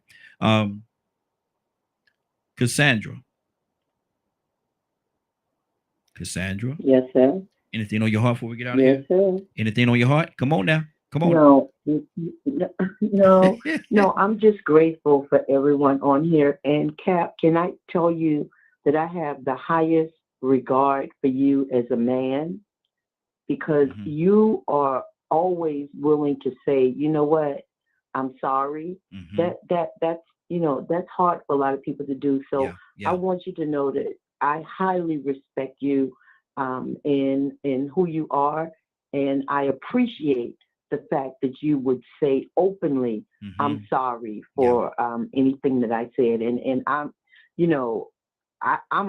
I know I'm a hothead. I'm still growing. No. I'm a Christian. I'm still growing, but I'm gonna tell you right now, it's certain buttons that you push that will send me into orbit, and I'm learning. I'm growing. I'm 63, and I'm willing to admit that I'm still growing. Yeah. Because it's some places you touch me where I'm gonna scream, I'm gonna yell. So and then I'll have to come back and apologize.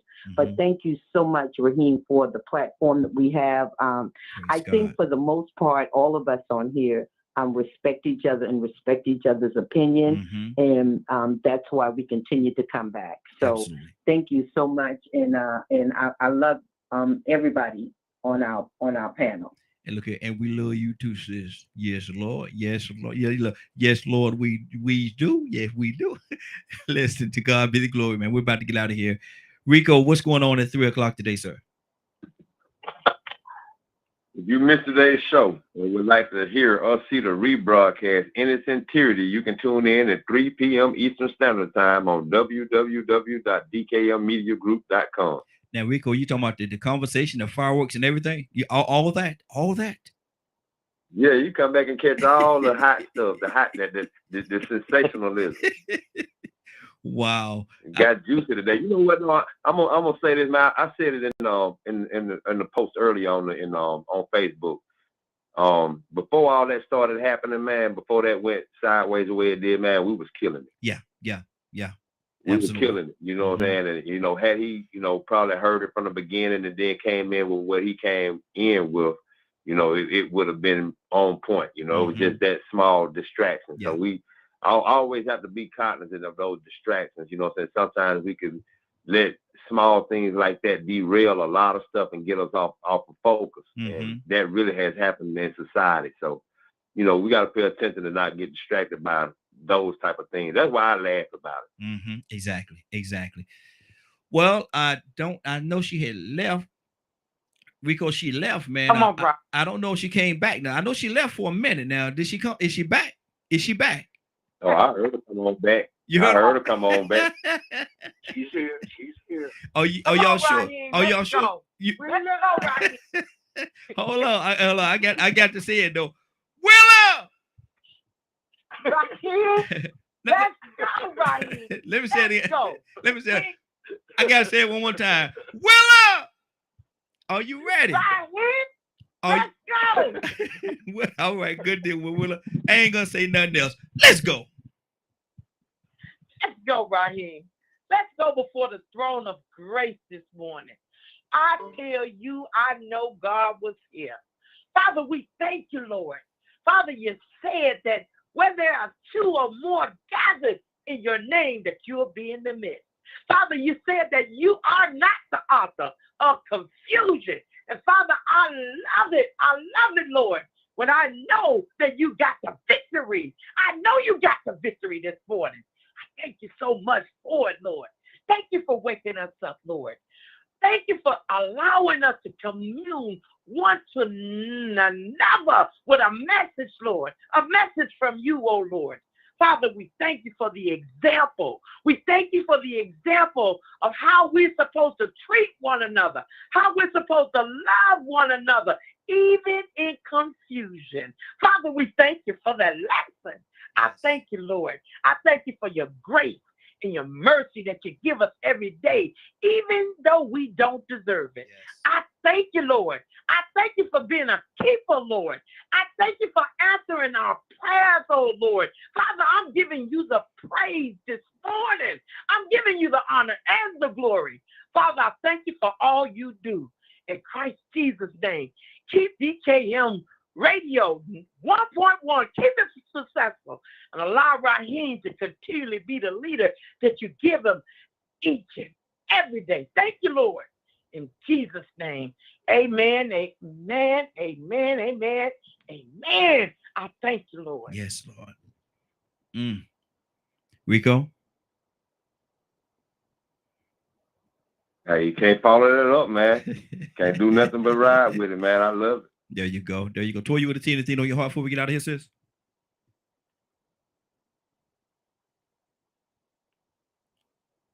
Toy, you with a T. She must have stepped away for a second. Let me go to Mr. Hicks. Mr. Hicks, anything on your heart before we get out of here?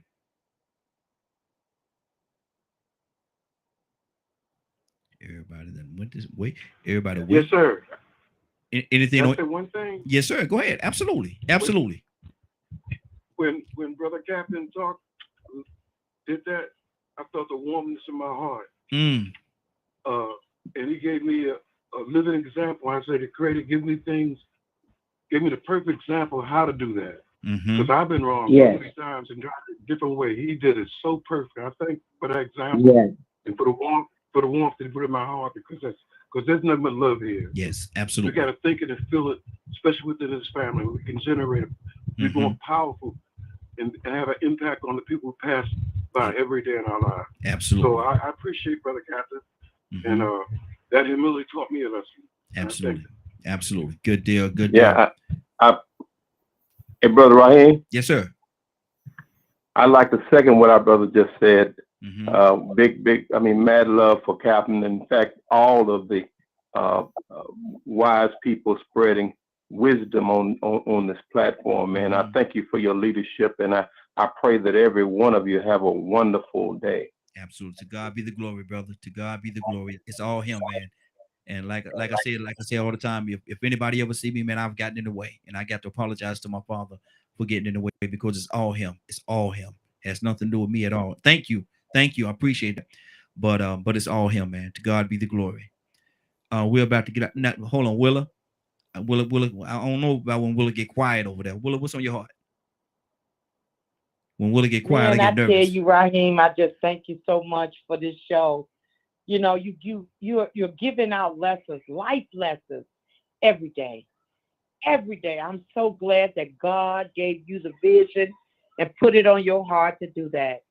I just don't know, Raheem. I don't have words to tell you how grateful I am for you, the people that I met, that I love. I don't even know what they look like, but I love them. Absolutely. So I just want to thank you, Raheem, that you were obedient to what God has given you. Thank you. Thank you, Yes, Raheem. ma'am. Yes, ma'am. Thank you. And like I said, to God be the glory. I got to give it right back to him. I got to give it right back to him, because it's all him. It's all him. It has nothing to do with me at all. It's all him. We got to get out of here today, man. Like, it's been a great broadcast, man. We covered so much today. And I think, and I hope in my prayers that we help somebody on their journey. It is now 10:08. I want to thank everybody for joining us. And more than that, I want to thank you for allowing DKM Media Group and Associates and the Morning Glow for being a part of your morning. It's about 10:08. It's 10:08 in the morning. We're about to exit the Morning Glow. But before we go, I want you to do me two favors, if you will. One, I want you to continue to pray for us, because we're certainly praying for each and every one of you. Number two, why this is real simple. I want you to go out there, find somebody, and give them a hug, because you never know. It could be the only hug that they get, or it could very well be their last. Love you, and ain't nothing you could do about it. Have a great day and a better tomorrow. And we shine some of this light on you from the Morning Glow. Take it out there into this wicked and cruel world that we live in, and let your light so shine. If you get an opportunity, give somebody some love. You just might find some love in return. Won't that be a beautiful thing? Have a great day. Take care of each other. And please, please, please be blessed. Love you. Have a great day. And see you tomorrow morning, if God say the same. Love you. Have a great